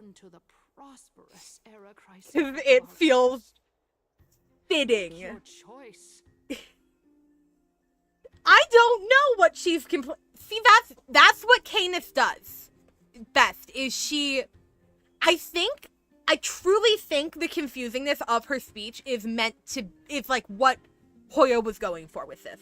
She's the type of person who talks in circles so that you don't understand what she's actually saying. And so you're easier to manipulate. She doesn't want you to know what she's actually talking about, because then you can pick it apart. If you're unable to pick it apart, you can't counter it. You can't be like, no, I don't think I believe that. You're just stuck going, yeah, okay, I guess that sounds right. Now, which of the two would lead mortals to an ideal future?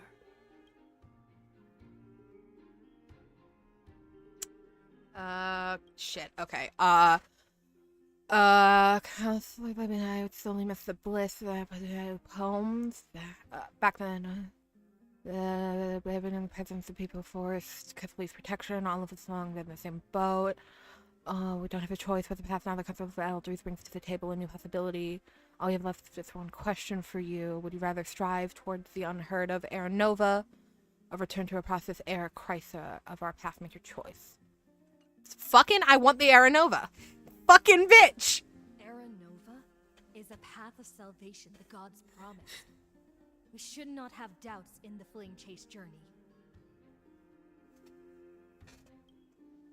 We all know that Erechrysia is a thing of the past, Lady Kainis. Please, enlighten me. How does the Council of Elders plan to turn back time? Yeah, what do you want to achieve here? Say you're successful in getting the Flame Chase journey stopped. In some world, you possess the ability to say no, not anymore, and it actually works. What then? How do you go back then? Let the three Titans of Calamity be born, and Erechrysia is nevermore. But bring demise to those Titans, and Erechrysia will descend upon us again. That's literally what we're doing! They just want control!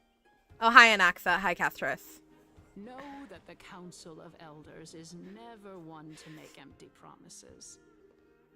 Look at who we have on our side. I can't wait for them to troll the shit out of Canis.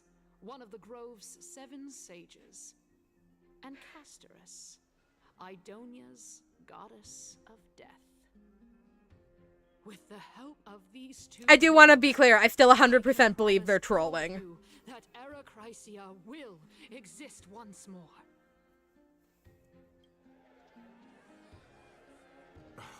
Aren't they Chrysos heirs? Yeah, no, X to doubt button. Council of Elders instead? They're being silly. That these heroes do not get along well in their group. All the more proof that Aglaya is unfit to speak on behalf of every Chrysos heir. I am in favor of Erechrysia. Erechrysia! Erechrysia!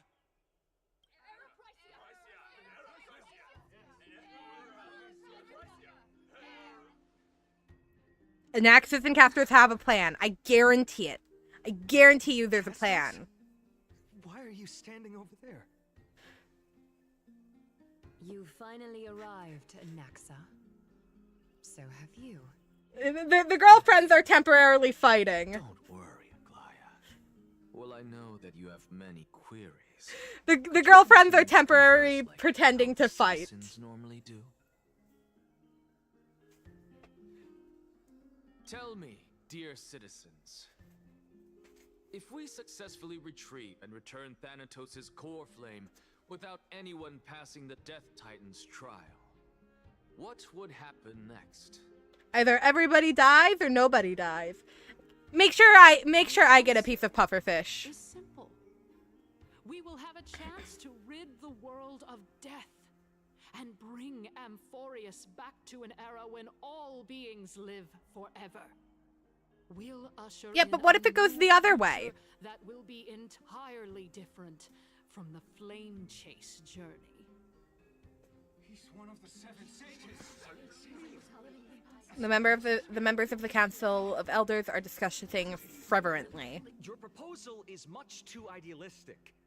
As long as the Black Tide still exists, how can we go back to the old days? Remember what I previously said? Kefali's core flame is guarded by the secret power of the Council of Elders. Plus, Fagusa's water curtain will be able to block out any external perceptions. Tell me, dear citizens, have any of you ever seen even a glimpse of the threat that this person is talking about anywhere within the walls of this majestic holy city? Literally the first 5 seconds we arrived in Akama, and it was only stopped because of the Chrysos heirs. No, yeah, immortality has its drawbacks.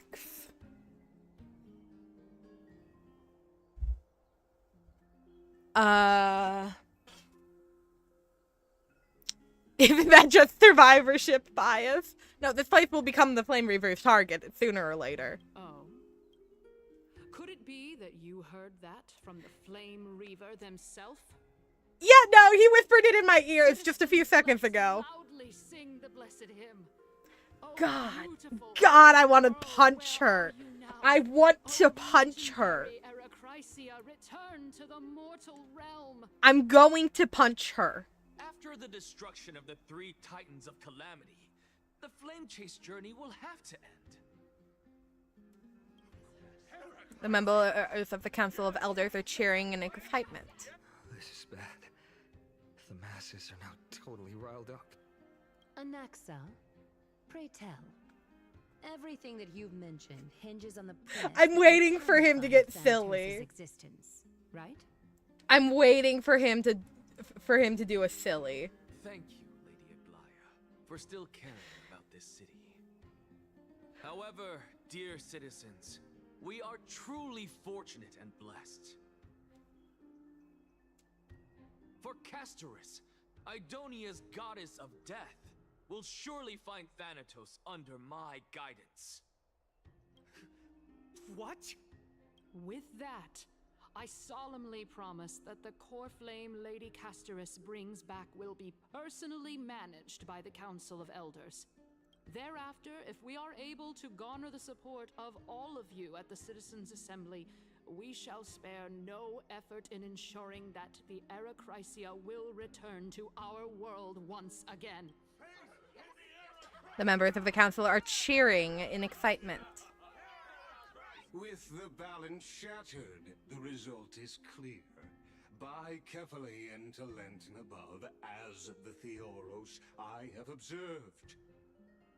Yeah, no, we just got a proof of concept here. We need evidence. Akama has chosen her destiny. The issue up for discussion at this Citizens' Assembly shall be modified to the suspension of the Flame Chase journey. This resolution shall be put up on the Wall of Heroes, such that all citizens are aware of the city's way. Penelope, why? You know I'm so shy and terrified. I can take the suffering from you. Aglaya, dear Aglaya, what has caused your heart to soften? You also don't seem to be as quick-witted as before. Wag your tongue as much as you like. Since the Flame Chase journey has been preordained by the prophecy, our failure has never been on the cards. Well then, I guess It would be so funny for the Flame Reviver to just bust through the sky and be like, hey, what's up? Leg announces the conclusion of the debate and all the attendees part ways. Castorus, what's going on? Girlfriend, why? Oops, I hit the walk button. Girlfriend, why?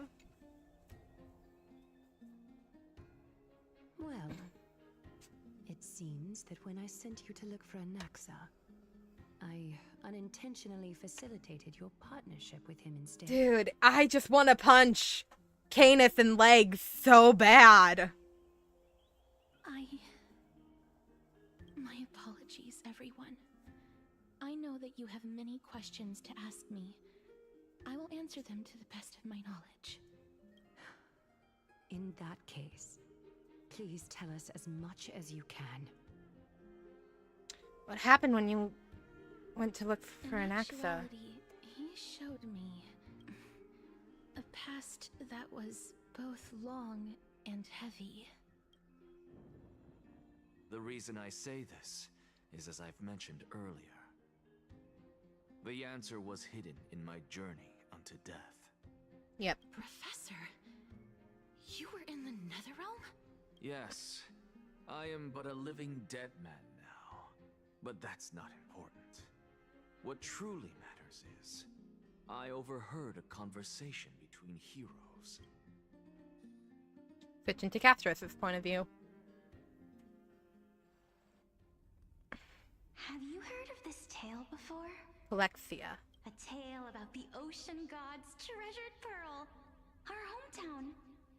It was a seaside town which enjoyed the ocean breeze and glorious, peaceful times, thanks to the wisdom of its ruling queen. Would not call this peace. Until one day, an evil dragon descended upon the town. Its wings were large enough to blot out the sun. That's completely fair. Its claws were sharp enough to rip the waves apart. It barged into the tall tower and devoured the queen's beloved daughter. It even settled itself in her bedroom, like a tyrant king. The queen assembled 300 warriors who managed to subdue the evil dragon by chaining it up. However, when the queen slit open the dragon's belly, she realized that the princess had long since been digested, and all that was left of her was a pile of bones. Devastated, the queen wept for several days. It was then that a devious, smooth-talking scholar arrived at the palace and suggested that the princess could be revived through the use of dragon bone and dragon blood. That liar called this process the secret art of alchemy. The princess was reborn! The queen was overjoyed, blissfully unaware that the evil dragon's soul still lurked within the princess's body.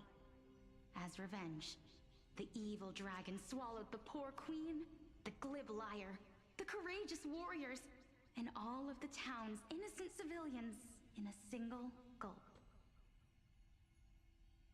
Worse still, the souls of the deceased were refused entry to the Netherrealm because they were filled with regret.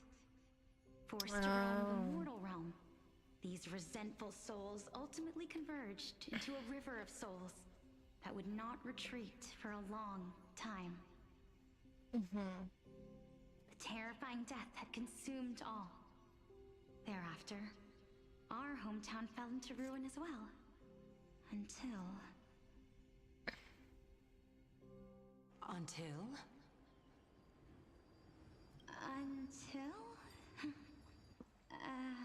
Actually, I don't know what happened next either.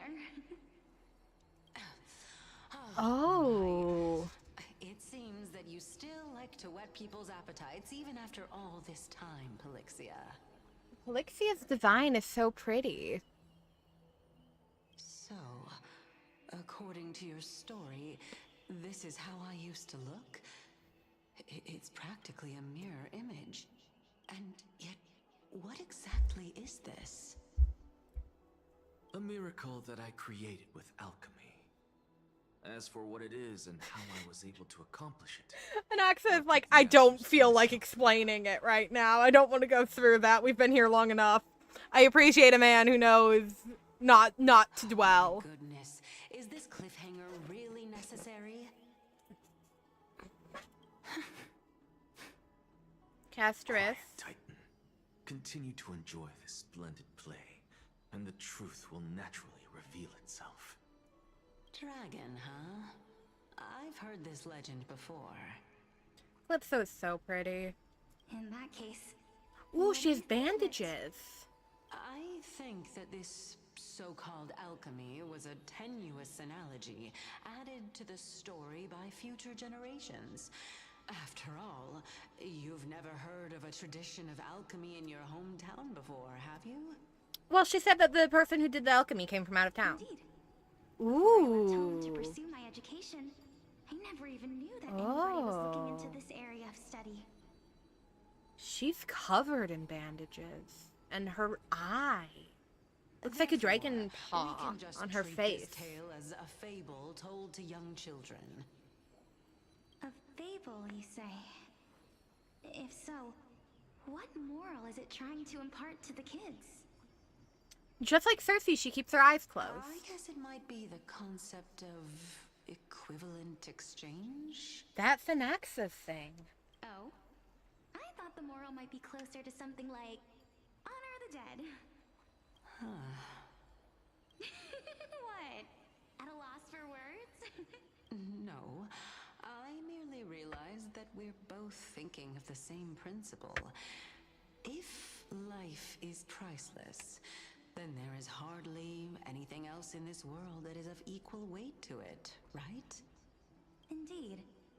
As expected of the wisest scholar in the land. You flatter me. Why don't I ask you a question as well, as a form of equivalent exchange? Of course. What is your question? If I imparted my knowledge of the art of alchemy to you, would you use it to resurrect someone you loved? What? What kind of strange question is this? got it. You're just trying to get me to tell you whether I like anyone, right? Let's just leave it at that. That was rude of me. Why would Cersei ask that? And why was Polyxia's I would. response so odd? Oh? Who's she Death talking about? Is inevitable. In the days to come, Oh. I'm certain that someone whom I cherish deeply will leave me for good. Yeah. If such a mighty power really existed, I think I would use it without hesitation. After all, you, me, and the rest will all have to face that fateful moment eventually.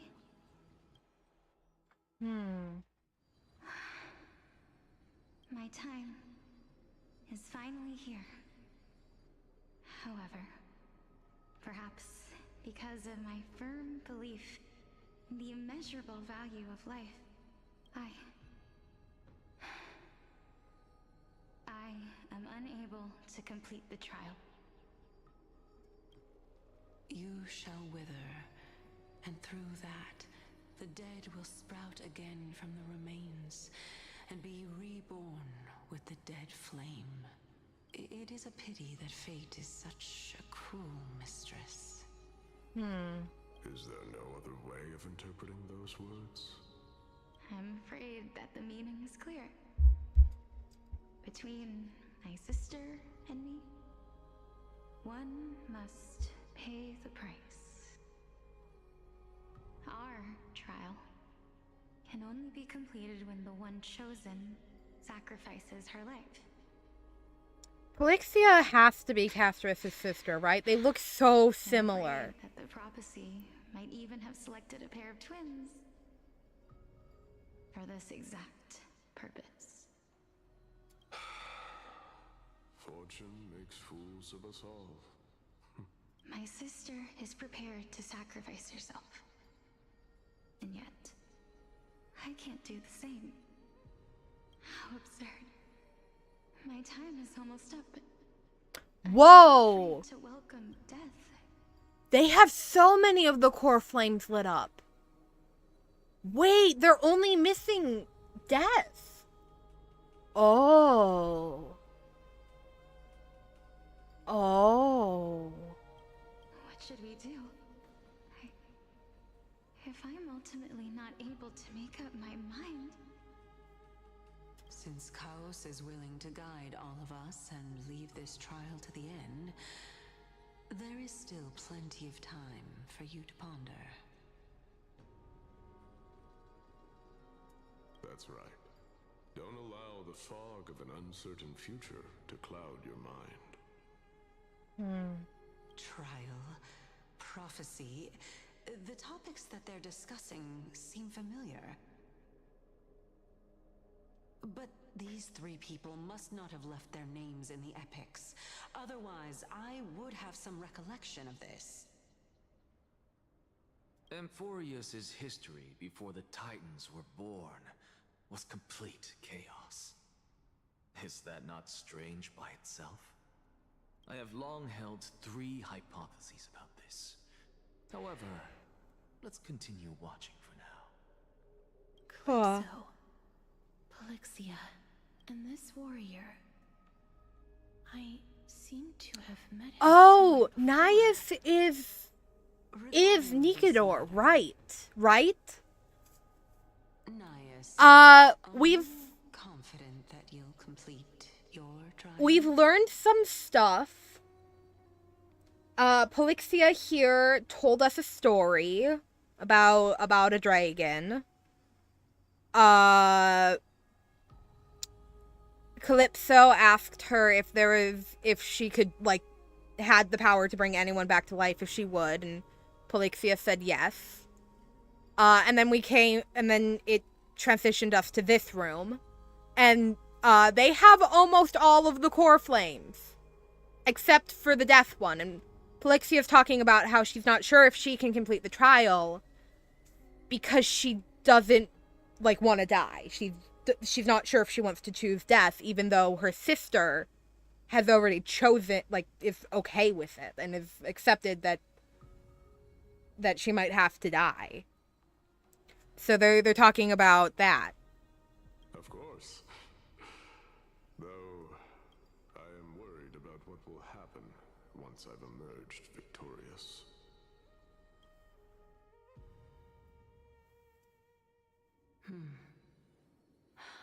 Looks like you have made up your mind. Yes, this is the safest course of action. Completely separating courage, honor, tenacity, sacrifice, and reason. You really know how to make things difficult. Please, young lady, witness my fall and demise. Lady Calypso, you shall host the soul-rending ceremony. I do not understand. Why would you dare to sacrifice yourself for a future that you So the people who actually split up Nikidor's soul was Nikidor, or Nanis? Is that how it's said? And Polixia and Calypso. A valorous death before glorious return has always been the path I chose to walk. A journey I began long ago. If your sister or Kaos were in my position, I believe they would make the same choice as well.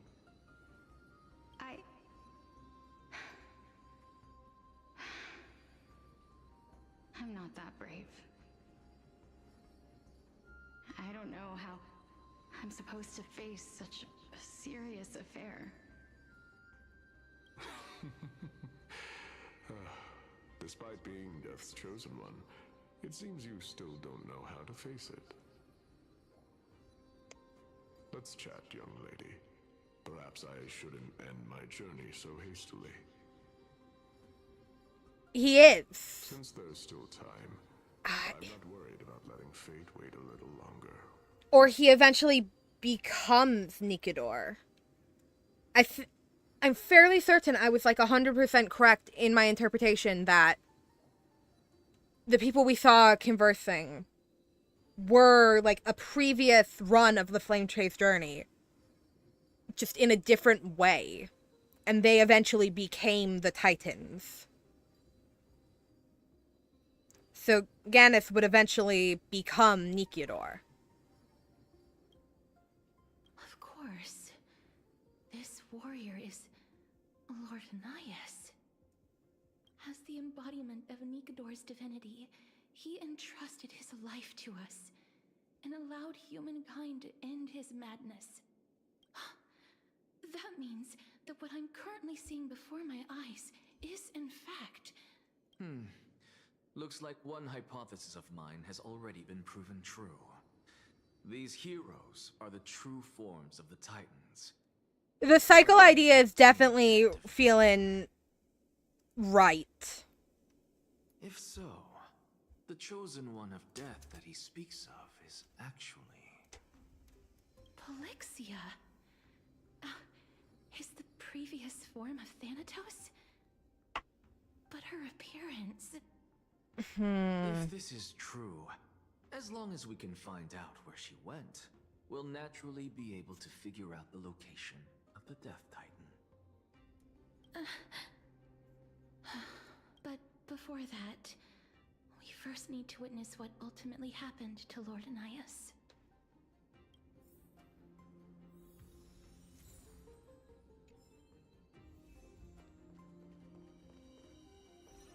Nikidor's courage is a testament that they have never once retreated from a battle. I've heard that these words are still engraved in Castrum Kremnos even today. It didn't occur to me that they were actually part of an alchemical formula. No, don't tell me about the team thing. I already have Castrais in my team. So I pulled for her. I made the correct choice and I pulled for her. Sealed within this statue is undoubtedly his sacrifice? They use their own body as our city walls, keeping out and protecting us from the pervasive spread of madness. They are acutely aware that if the end times were to arrive, there would be nothing left in this world to conquer.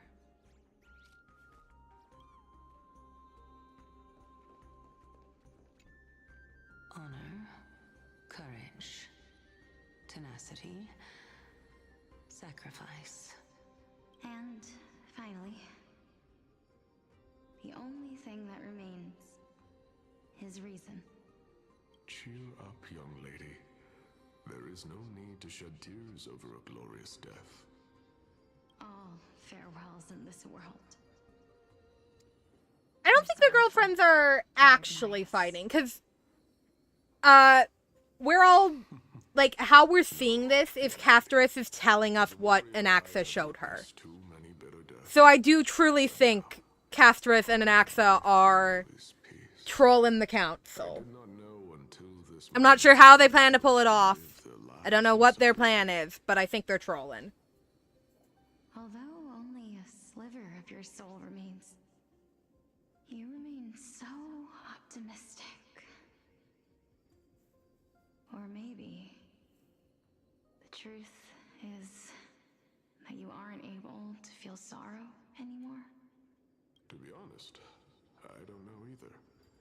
But I am certain of one thing. This is not an acceptance of death nor apathy toward it. It's not even a feeling of despair. I am just enjoying what remains of my life to the fullest. Enjoying? Indeed. Along this journey that we've taken together, not only have I changed the world, I myself have also changed in the process. And now I have reached the journey's end. When I look back and see the grand epic that I've personally written, how could I not revel in that fact? Oh my god, that one is ridiculous. My alpha bad boy, dragon, vampire, werewolf, demon, angel, mafia, prince, boyfriend is fighting a war for me? I could almost not make it through that in one breath. There's so many adjectives. We just keep adding adjectives. But when you depart the mortal realm, won't all of your accomplishments be reduced to nothing? No, because they still happened, and they still affected people. Separation and death are two sides of the same coin. Reconciling this doesn't come easily for a mortal.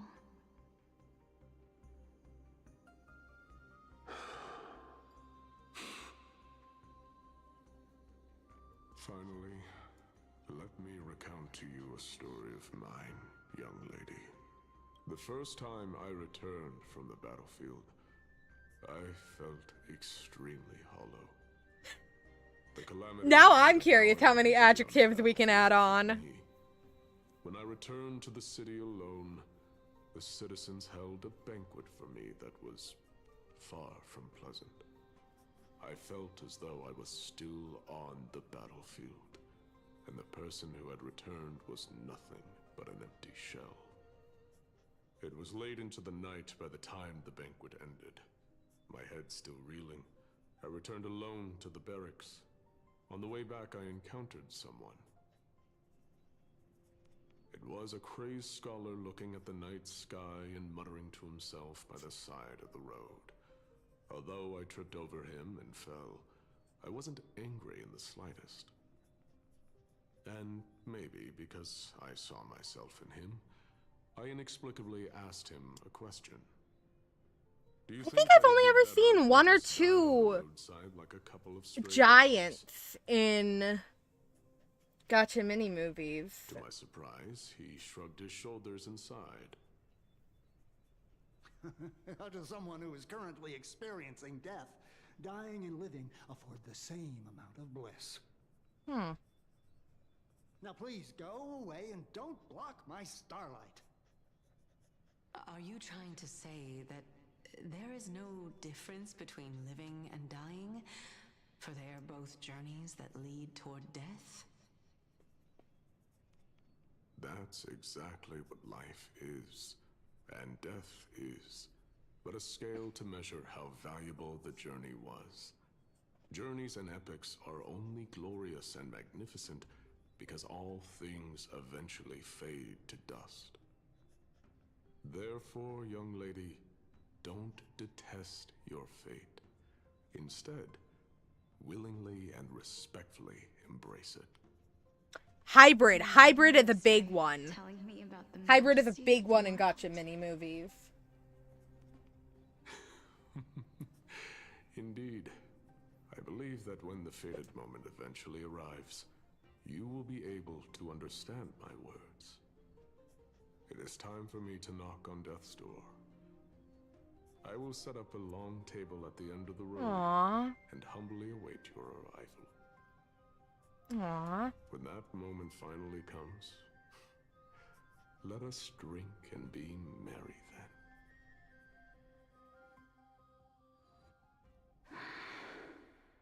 I knew this day would eventually come.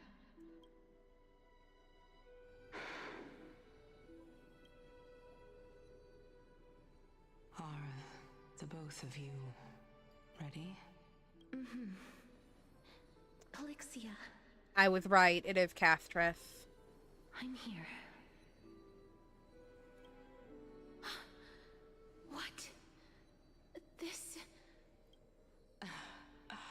This is quite interesting indeed. Is this... Polixia's sister? Is it... me? Now, it's time for us to fulfill our promises. Are you afraid?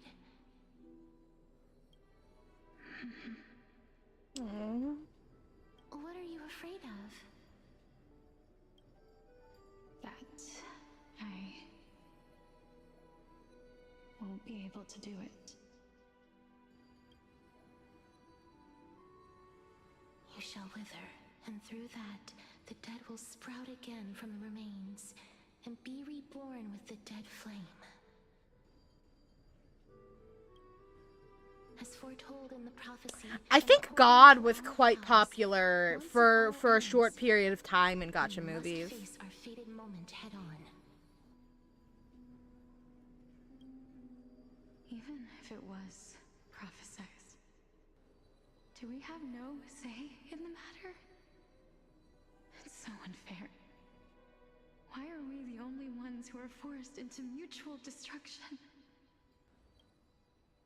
Let me do it, sister. Let me be death's sacrifice. I was never long for this world anyway. But you're different. Oh no, don't make me cry. Who wasted your life after all?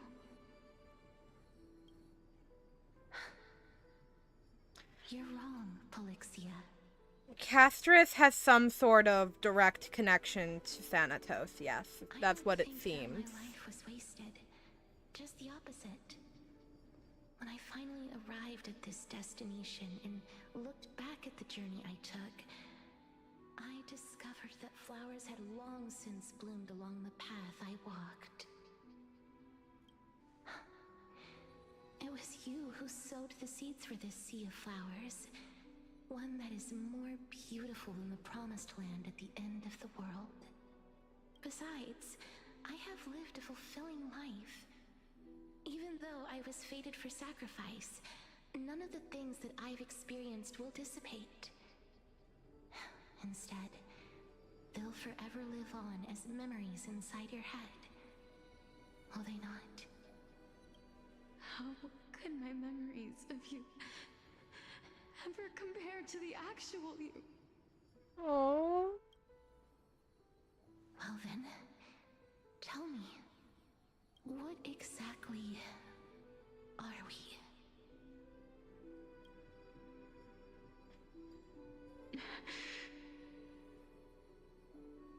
Yeah, no, Trailblazer discovering that their girlfriend is actually the god of death. I don't know.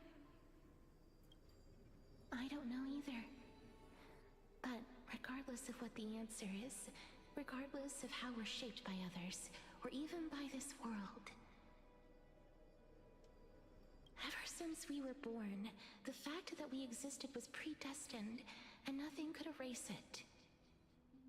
This is why I will always, always be by your side. Aww. We're twins, after all. Aww.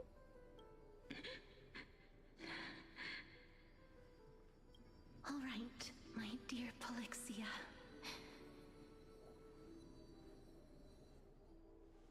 It's time to extract my heart and light the flame of death.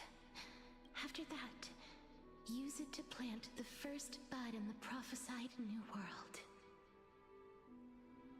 Aww.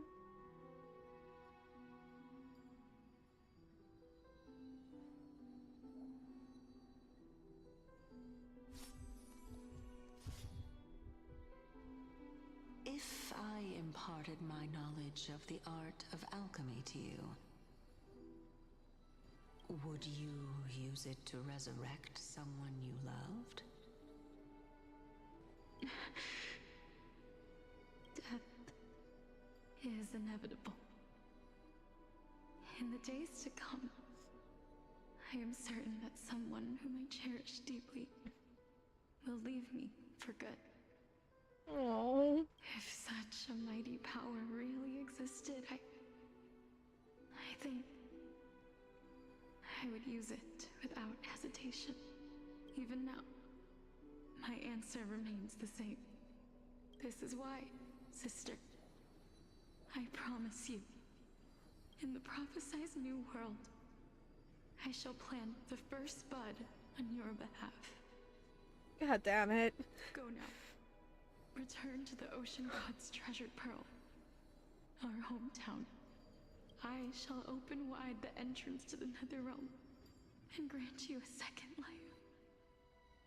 The living beings on this earth shall respond to my call and lead you to the sacred daylight. Ooh, I'm not okay. Remember, do not look back on the land of the dead, and do not stop moving. In the new world promised by the prophecy, march toward your new life. As for the price of our equivalent exchange, let me be the one to pay it. Everybody, we've come to the end. Unfortunately, I am not compatible with the Supreme Being, so I was unable to completely fuse their soul into my own body. However, being able to glean all this from them is exciting enough. I'm certain of this now. Before the Titans that we are well acquainted with were born, a group of heroes roamed the land. These heroes followed a prophecy and took possession of divine authorities one by one, until they eventually became the pantheon of the new world. Just like the flame chase journey of today, Amphorius's history is cyclical in nature. What a startling revelation. This means that the demigods, who bear the core flames, will also become the new titans at the world's end, thereby shaping a new world? That would be my I interpretation. believe that this is the truth behind the Era Nova, as mentioned in the prophecy.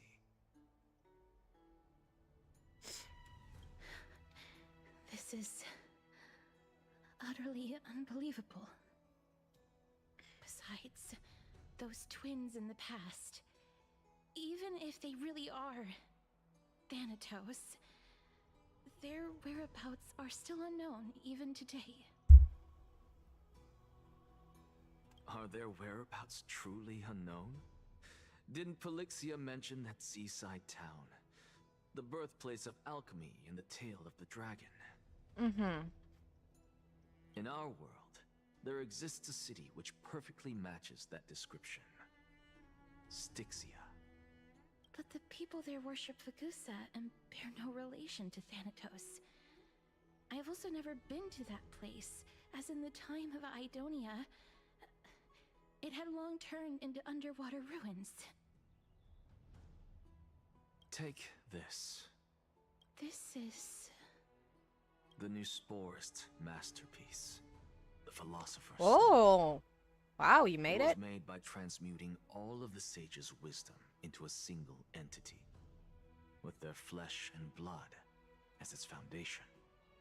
Damn. Remember? I've mentioned before that the art of alchemy is all about conversion, tempering, and ascension. This process also applies to the pursuit of truth. Regardless of how unbelievable this sounds, the truths of the world have been refined from the impurities.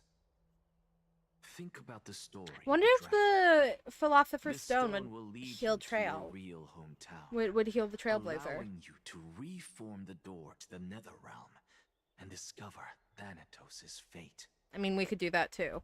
You Either way look works. as confident in your victory as ever. I've never watched Full Metal Alchemist. I only know of the Philosopher's Stone from actual alchemy and my actual interest in stuff like that.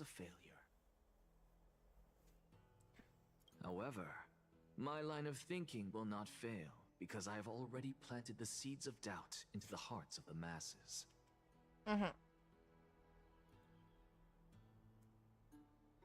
Actions speak louder than words, Castoris. With the assembly about to begin, don't forget the promise you've made.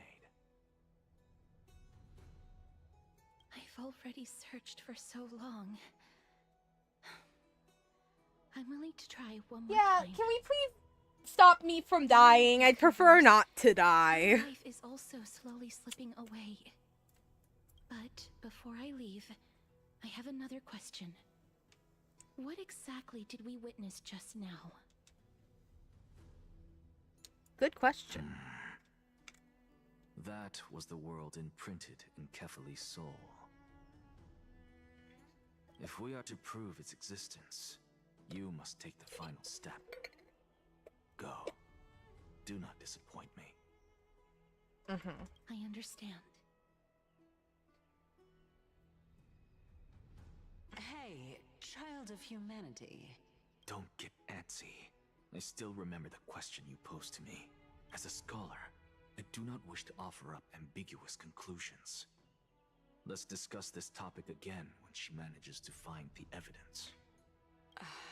I merely wanted to ask, was that stone transmuted from your heart?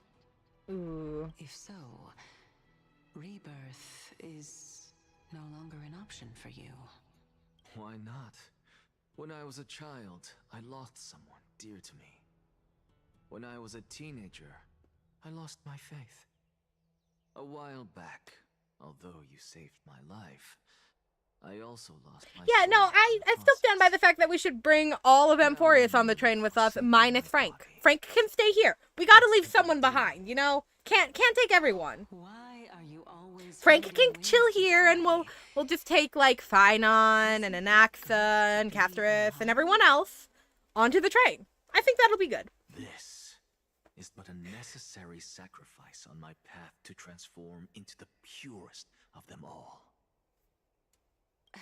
Can someone who's dead even claim to be the purest of them all? I think if you try hard enough, you can do anything. If your hypothesis is proven correct, does it not just confirm that the myths are true, and thereby invalidate all your theories? I don't think Anaxa cares if his theories are invalidated or not. He just wants, like, the truth. It's just the opposite. Or that. If my hypothesis is correct, it means that I can actually ascend to godhood and reshape this absurd world that you all have created.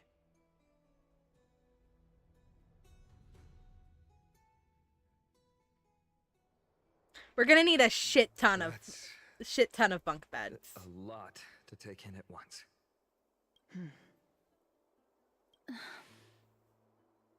Lady Aglaia. Those shadows in the background are having a struggle at it. I don't know why they're so choppy. Everyone else is fine. Everything else looks fine. Those shadows just were not having it. Unknown regarding the Era Nova, which is why both you and Kindness desire to gain the power to control that core flame in the approaching Citizens' Assembly. Professor Anaxa has come to a consensus with Kindness. They want to suspend the trial once Thanatos' core flame is reclaimed, hoping thus to eradicate death from this world. If they're successful, then the flame chase journey will cease, and Akama can enjoy everlasting peace. Yes. But I know this runs counter to your But I'm wishes. convinced, and I know Anaxa is trolling. I'm convinced of it. Even with Lord Mighty on the front line, and the Black Tide not posing an immediate risk, the danger nevertheless remains. I'm convinced Anaxa is trolling. It's difficult for me to assess the pros and cons in this decision. But someone must bring the core flame before we can begin negotiations over it. I think Anaxa is just waiting to have all the pieces to then betray the council. That would be my guess. The Titan could be very near. I cannot let this chance slip by. Yeah, also I really want my soul back, please. Someone has to make this trip. I would really like to not be dead, please. Well said. You already had every reason to seek an audience with Thanatos. It's that great performer who has weaponized your wishes. I don't think he's weaponizing in it. this difficult situation. I'm convinced he's trolling. The fact that you guys all can't see that is on you. I can see it loud and clear. A world without death. Do you desire that too? If fate dictates that my path must oppose yours, I will do all I can to resist it and protect what I aspire to achieve. Lord Mighty showed me that without taking the first step, all talk of what follows is moot.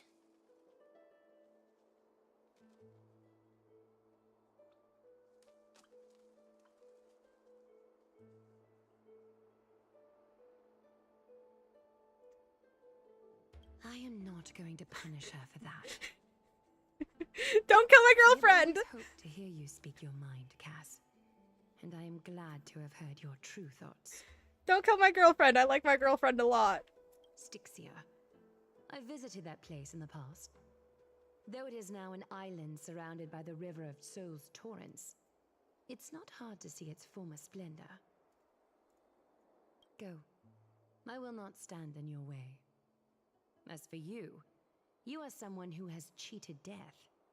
I believe. Yeah, no, I want to go grab my soul.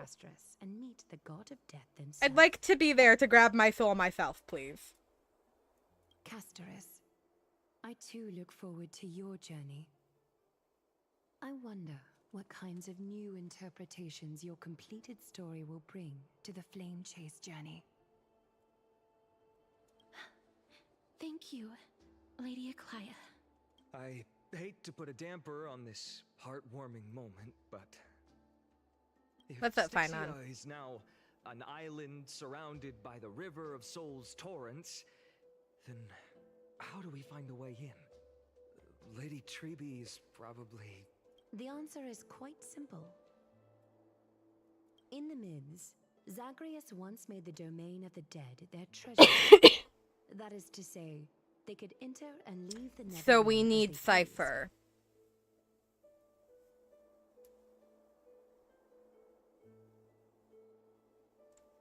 I feel like it literally just was that they just started calling each other their girlfriends. I don't think there was a conversation. It just happened. It just happened. And you know what? I love that for them. I'll see you at Memorial Palace at Action Hour tomorrow.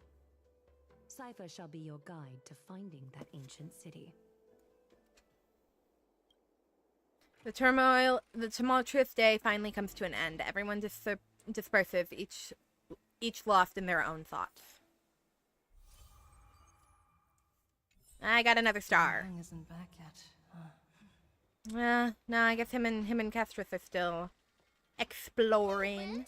Oh, hi, ma'am. Finally over? Did you win? Oh, were you chilling here? Oh, you know, I think it was a tie. I think Trailblazer called Kestrus her girlfriend first. I was hard at work even while you were at the debate. Yeah. Were you successful in anything? What were you working on? Tin of books from Cass to see if I could find a way to solve your problem. Let's see. I still have only 32 books to go. Oh, it's okay, ma'am. We got it handled. But thank you for helping. Really? Oh, that's fantastic news. I knew it. Hard work always pays off, especially if you're as diligent as Mem. I'm so curious who Mem's voice actor is, because their voice sounds so familiar. Hold on. I'm gonna Google it. I'm gonna Google who Mem's voice actor is. Why are my eyelids so heavy all of a sudden?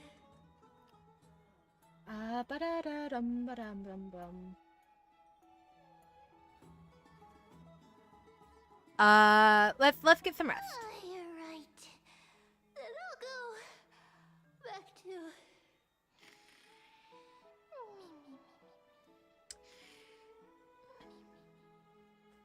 Aiden Dawn. I don't recognize that name right away. Let me see if I've seen it anywhere. Mem's voice actor is Aiden Dawn. Good night, Mem. Good night, Hakama. Aw, I don't recognize the name. It is nighttime now, right? Star Rail. Oh! She voices Renova in Genshin. Cass? That explains why I recognize it. Surprise. She does sound like she does sound a lot like Unikitty. No, I've watched, dude, the amount of times I've watched the Lego movie.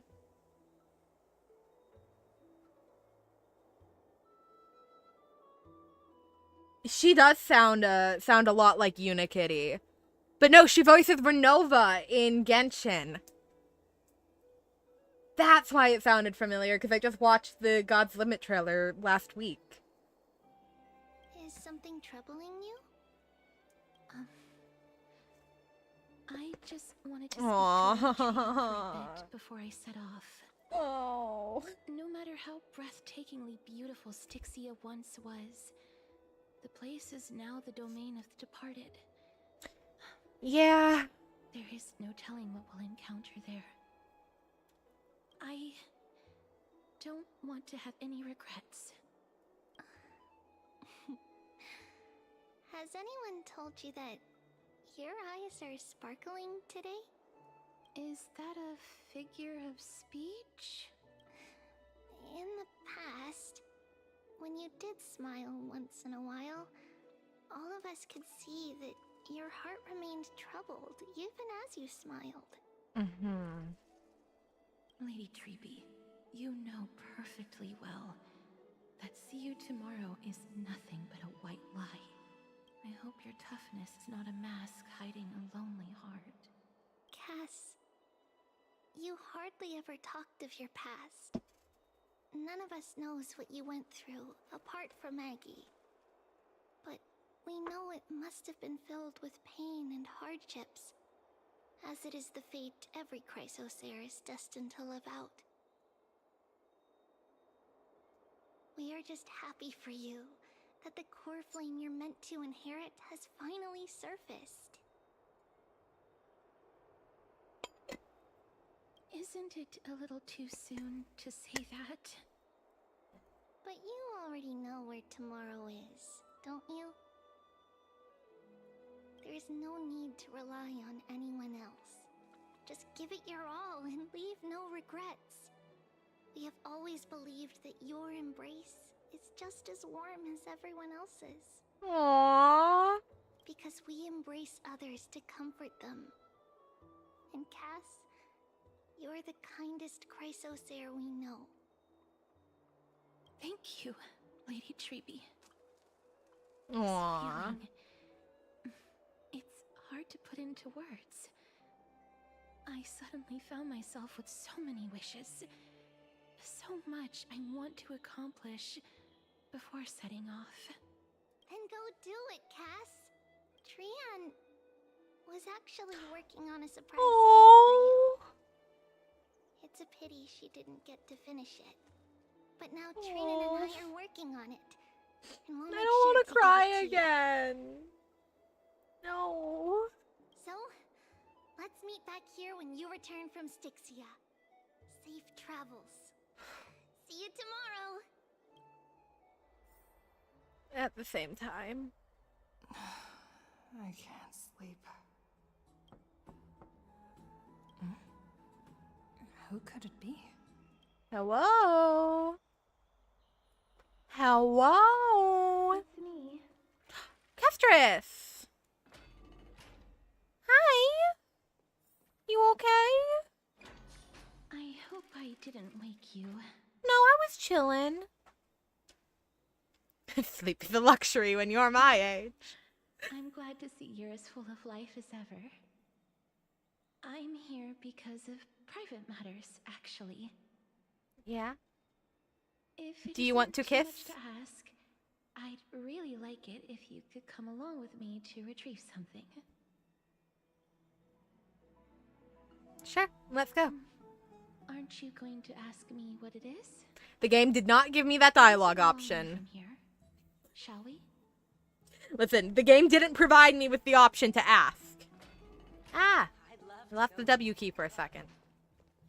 I got a new keyboard for my new computer, obviously.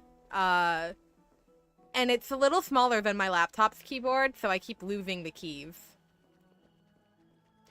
Into the void! Oh, wow. The Oh, streets are packed. Oh, what are you? Seems What? to vote to pause the I want to vote. Tell me how I can vote. I think you have to wait till we actually start the... Take your ceramic shard engraved with the Kefali rune, select the Council of Elders in your heart, and pray silently until the shard registers your choice. Then toss it into the Dolium. Why is my model lagging all of a sudden? The Council of Elders? More like the Council of Buffoons? The Black Tide took my hometown long ago! Who are they kidding with bringing back Eracrysia? It's all a sham to create their own Eracrysia in Akama! Why is my model lagging? Ah. The Titans are just. So long as we do not They've been in a relationship for a day, but it already feels like it's been 5 years. I don't know why my model is lagging. I apologize. Oh, please. The time when these deranged Titans should have vacated their spot to the demigods is long overdue. You'll see soon enough, you old fogey. Old fogey. Oh, I love this dude. This is my new favorite dude. And I pray that Talanton smacks some sense into you with their scales. We shall see how this turns out. That was quite a spectacle. That's certainly one way to put it, Cass. Just another peaceful day in Akama. I suppose peaceful is technically correct if no actual violence happened.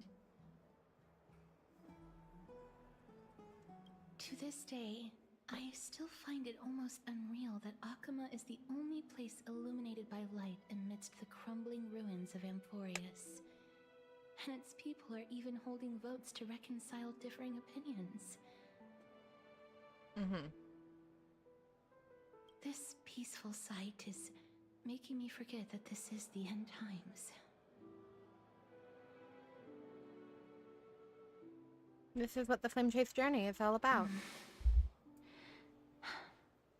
Before coming here, I had lived for many years in Idonia, a city of rime and frost. The people there were devotees of Thanatos, and were well known for their unique burial rites and traditions. Traditions that I played a major role in. Because of the curse on you. Yes. You now know me as the Mortician of Hakama. But back in those days, I was Idonia's Maiden of War. I was trudging across the frosty plains on my own when the Idonians found me. They saw the curse in me as a blessing from Thanatos, and believed that my hands could correct the Erechrysia's mistake and lead them to meet the great god of death.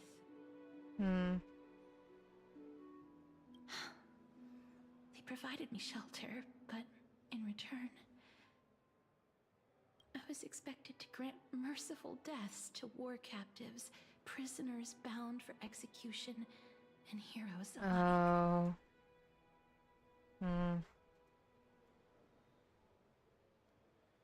Isn't that just an executioner? Yes.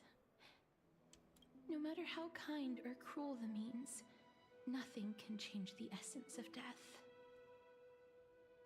Taking away someone's life is never worthy of religious worship. Cass.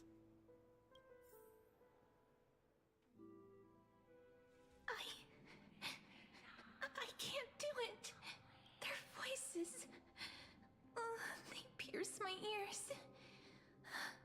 The pleading. The thanks.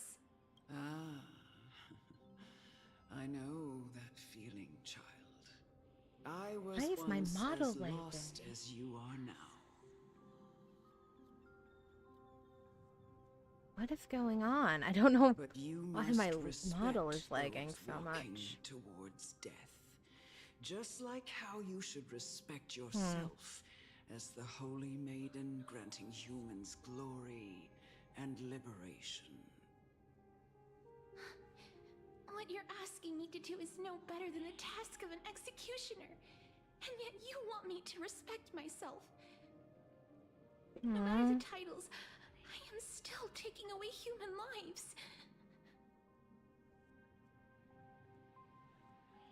This won't be the first time that Edonia's fanatical nether warriors have faced death. On the contrary, recruits new to the battlefield often run away from their first fight.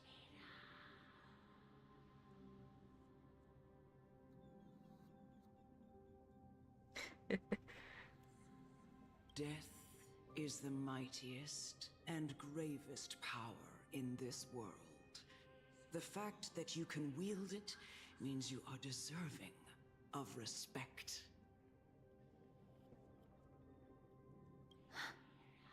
That's such a twisted reason. Then let me tell you a story. In Idonia, the great swords commonly used by executioners are called Draconian, in memory of Drakon, an elderly executioner. The sword has 3 air holes along its body. If the sword is swung down swiftly and accurately, the holes would make no sound, and the executed would also depart this world quickly and painlessly. But should the executioner have any hesitation, the holes would produce a piercing whistle. On that cue, the screams of the executed are sure to follow. Every executioner after Drakon is to hone their sword skills every day in preparation of future executions. Every swing of their blade must be more resolute than the last, for failing to do so will bring pain. pain for the dying, as well as pain for themselves. No. I can never get used to this. You misunderstand, child. I am not telling you to get used to it. I'm asking you to consider the source of the dead's suffering and use that knowledge. I don't know if that's quite how airflow works, but you know what? I'm willing to let it work like that for the fictional world of Amphorius. I'm fine with it. Go, walk with the dead, and love them as you love life. Then you'll no longer hear those noises. Please, don't kill me. I don't want to die. Aww. A gentle touch. No! You gently touch the prisoner's forehead with your fingers. His face is pale, his eyes flicker with fear, and his body trembles uncontrollably. Is it because of the fear, anger, and hatred, or is it your so-called merciful touch of death simply a lie? The dark purple mold spread like petals across the death row inmate's face, and then seemed to be submerged by spring water, flooding his body. His trembling ceased, and the cries that had once begged for mercy slowly turned into a sigh-like whimper as he murmurs to himself. Quickly, everything falls into a dead silence, turning into the pitch-black dew that scatters with the wind. You hear your own heartbeat drowning out the sounds of heavy breathing. May you gain some insights through his sacrifice. Oh, Cass. Is this all? No. Come with me. This is just the beginning of your life as the Maiden of War. You executioner!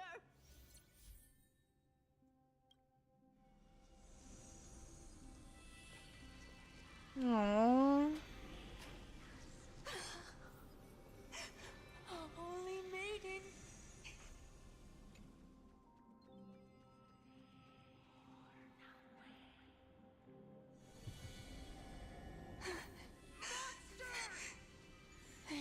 Do it then, executioner. You Aww.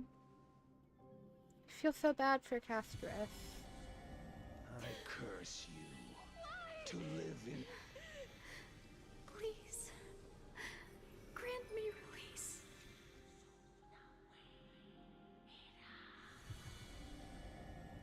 When will this ever end? Aww. Aww.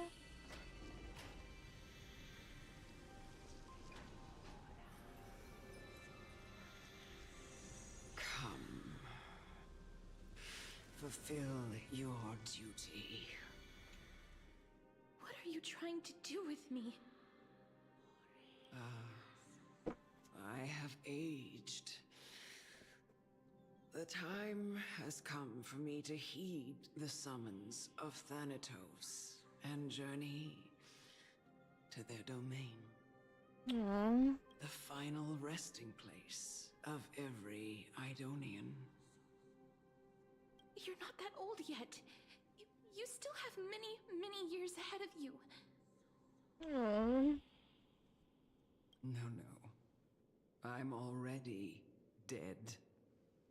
For I have come to fear my declining health and impending death.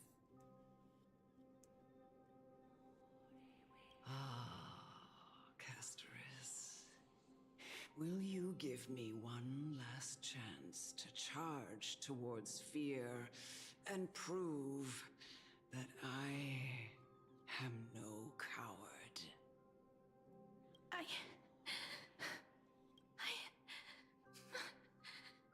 can't take this anymore. Aww. Child, was I who brought you here from the frosty plains and set your farcical fate in motion. It was also I, Chief Executioner of Idonia, who forced the heavy duty of executing others onto you. I've always known that you have doubts and even anger about my faith and about me. I never had a choice. Indeed.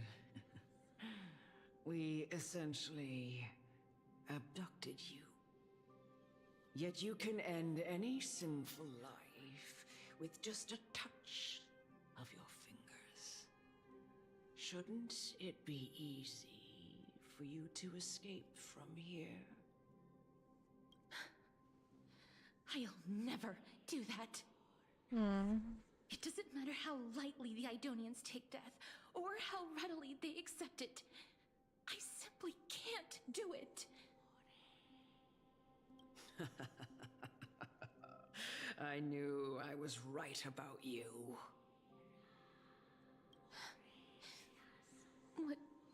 What do you mean? I've taught you and cared for you as my own daughter all this time because of this blessing that's been with you since your birth. I know no one else in the world would understand the weight of life and death more than you do.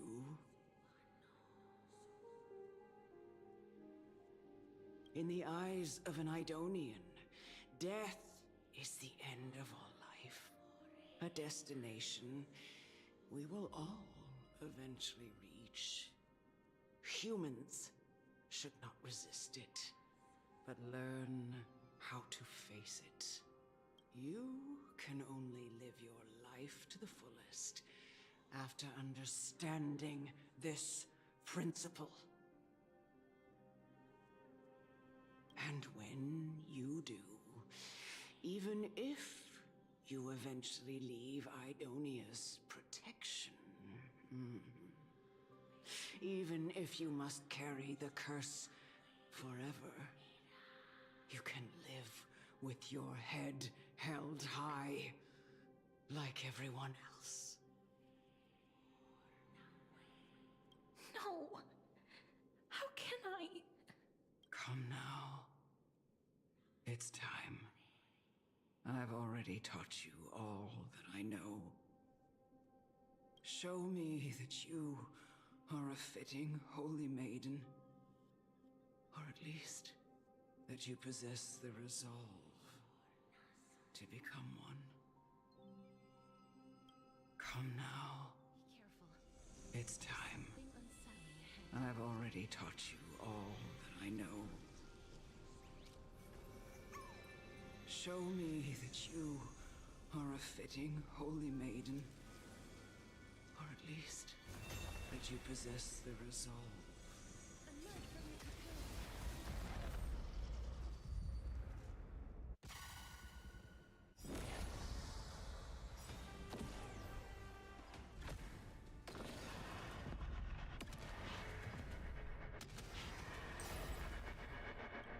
Really, I'm realizing I probably should have made sure to put down the halo first. Mortal form. I will watch over you and guide you on your path. The future is great. Have some sunshine. I can't thank you enough. We can do it! Trust me. We can do anything!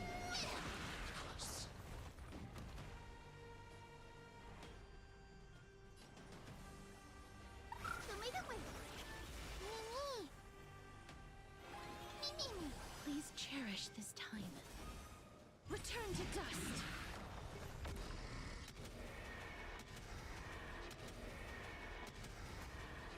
May death protect us!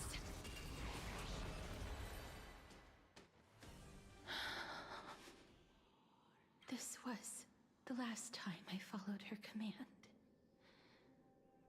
I gently touched the elderly woman before me.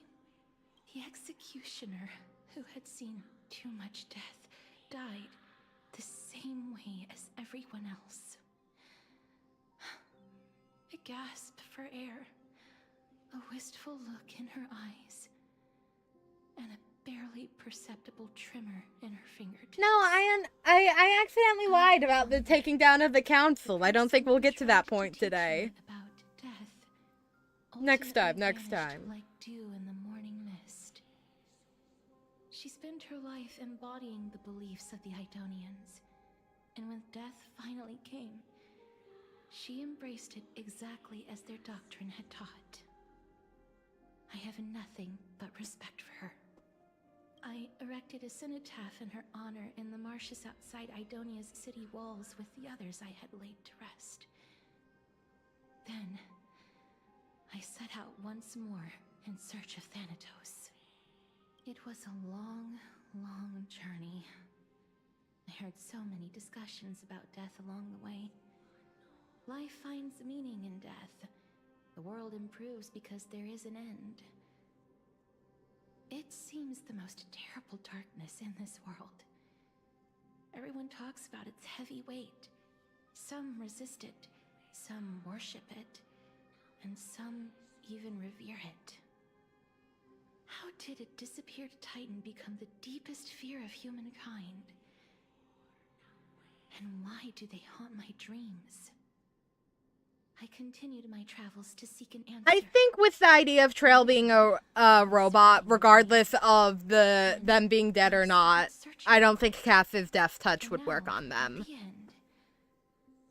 Or at most it would cause a few short circuits. Can do more than taking things away.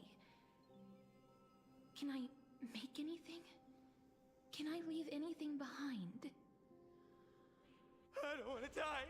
Please, I'm begging you, just let me go. I don't want to die, please. I don't want mercy like this. Just let me go. I don't.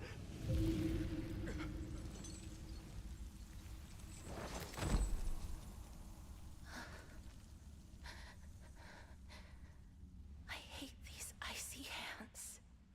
Aww.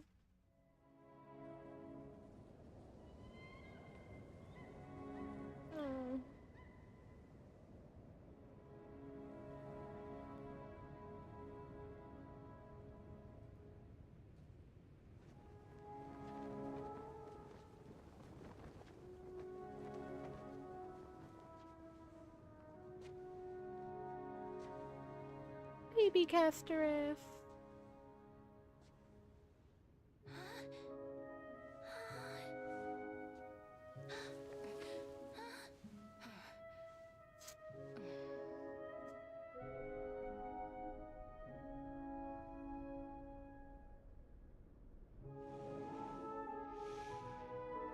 Get it over with. End its suffering. That is truly their relationship, is touch starved and love through touch.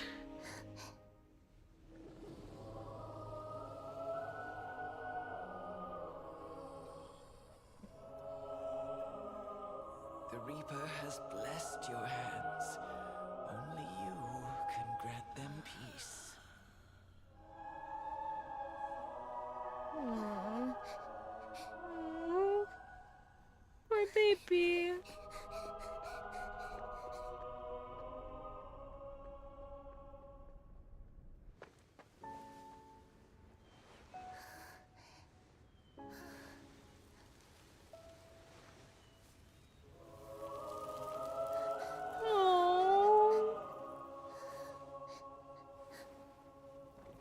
Embrace death. Walk alongside it.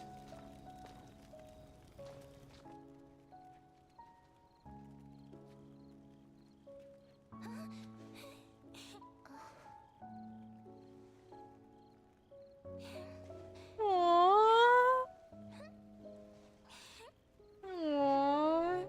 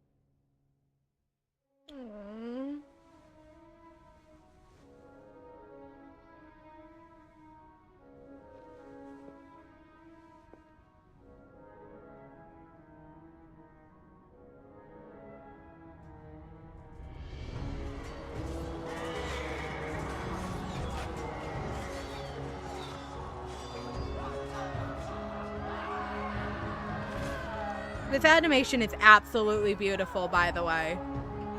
I don't think I brought it up yet, but it's absolutely beautiful.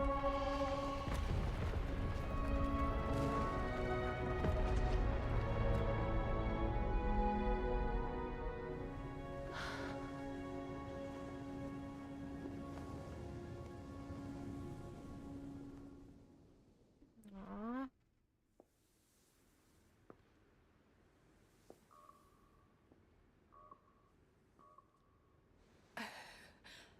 Is that you, Casterus?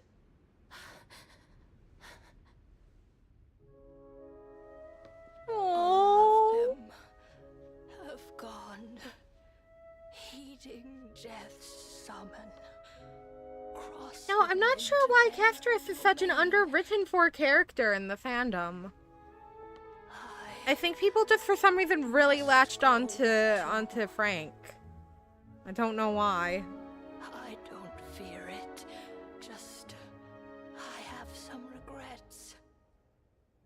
Watching people leave this world again and again, it must be lonely for you.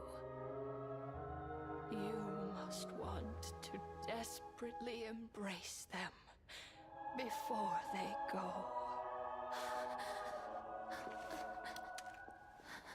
I can't. These hands, they're too cold.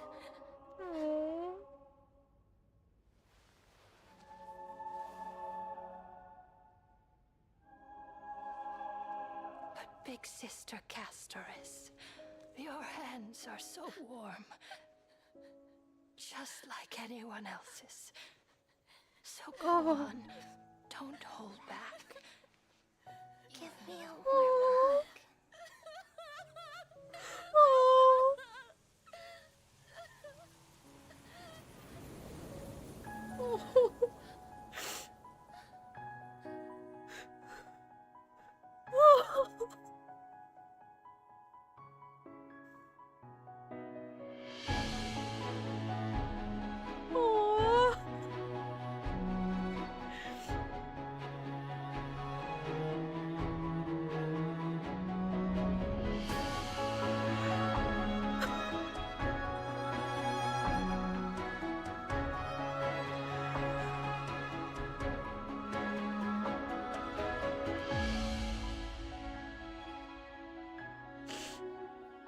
Oh, I'm crying.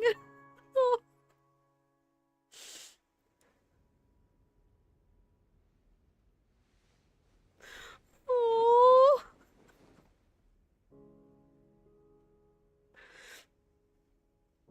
Can hands like these really be warm?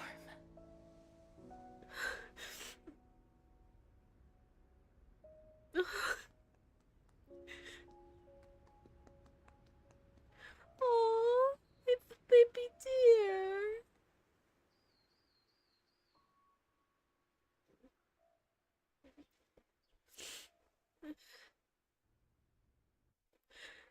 On the day that Ornyx's trial ended, you must have had many questions. Dude, they just dropped this incredible cinematic masterpiece out of nowhere. What? So cruelly dragged into Amphorius's fate. I wished I could take action, but no matter how hard I try, I cannot simply interact with the living as ordinary people do. Oh. Even when we brushed against each other unintentionally in the grove, and it was obvious that nothing had happened. When an almost unattainable hope finally welled up in my heart. When I thought that perhaps my touch would no longer bring sorrow, fate declared to me, it wasn't that the curse of death had finally been lifted, but that your soul no longer belonged to this world. Dude, they really said ready to cry and then dropped that incredible thing. Did I really think this time would be any different? It's not that I don't understand this reality, just that I'm unwilling to accept it. No, I'm not okay. I am still unable to find the answer to life and death. Welcome to me not being okay. To eternal despair. Anything I wish to hold on to. Death will inevitably wrest from my grasp. From that moment on, I lacked the courage to confirm it again.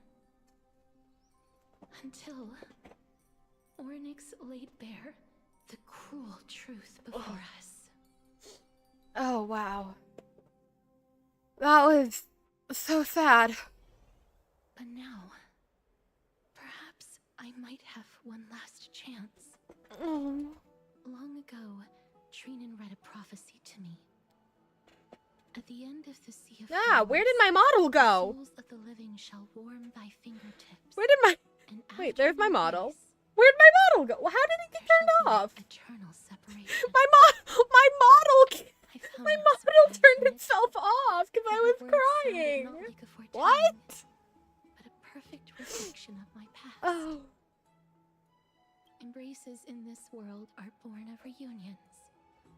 Yet, my touch speaks only of farewells. In that moment, I had no doubt that this destiny would weave itself through the entirety of my life. Oh. And yet, things have taken a turn for the better. Now that I can finally have an audience with Thanatos, My model could not handle it. I can No. rewrite the meaning of that fated prophecy. I have no reason not to give it my all. For your sake. And for my own.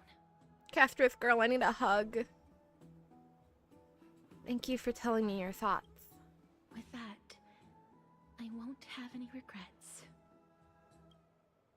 Castress talks to you about the gift she gave the other Chrysos heirs, and before you know it, she arrives at your gift.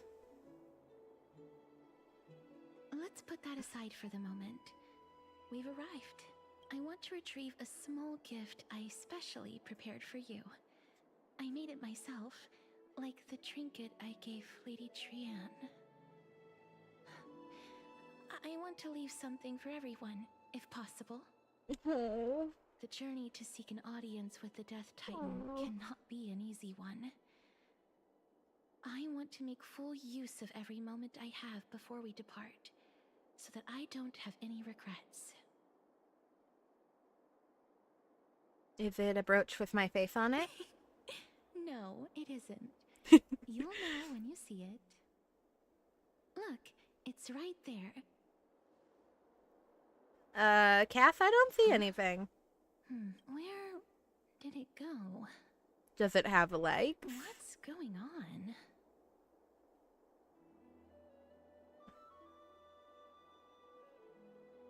Did you get in trouble with some phantom thieves? I am not some corrupt grown-up.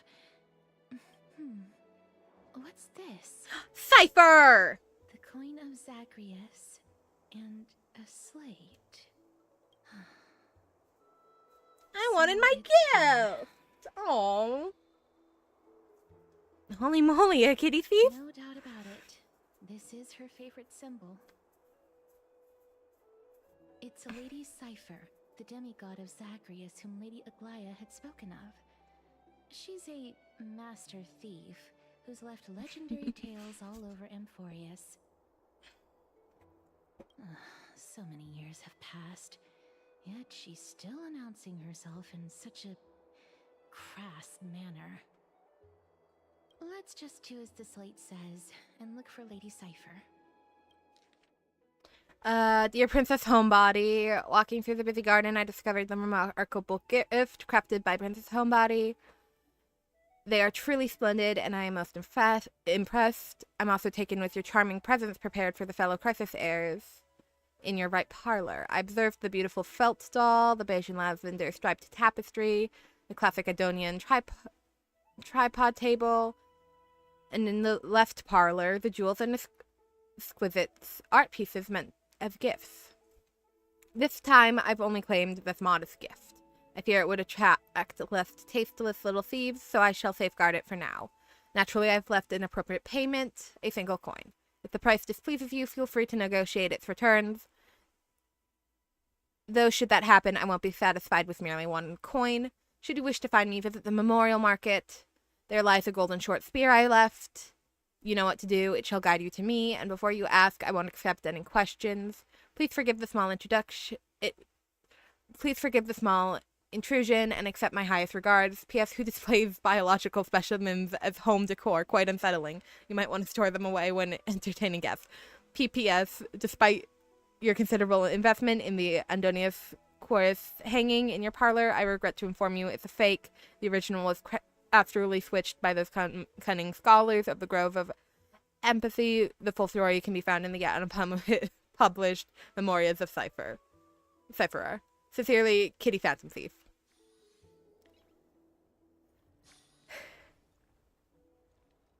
Oh, Cipher, I wanted my gift. That was my gift. Look, it's right there.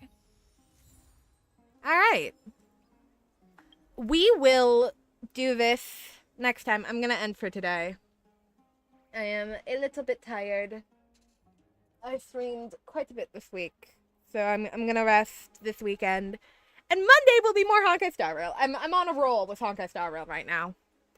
So yeah, I'm going to end for now though. And then Monday we will pick up with more Honkai Star Rail. Tuesday will probably also be more Honkai Star Rail. We're quickly coming to the end of the backlog of content we have. With this stream, I've played about 5-ish hours of 3.2. And apparently it's about 8 to 10 hours long. So probably 2 more streams of 3.2. And then 3.3 is also about 10 hours long. So it'll probably be 2 weeks from now when we wrap up all the backlog of content. Because 3.4, the current version, is only like a few hours long. Which is greatly appreciated after this insanity.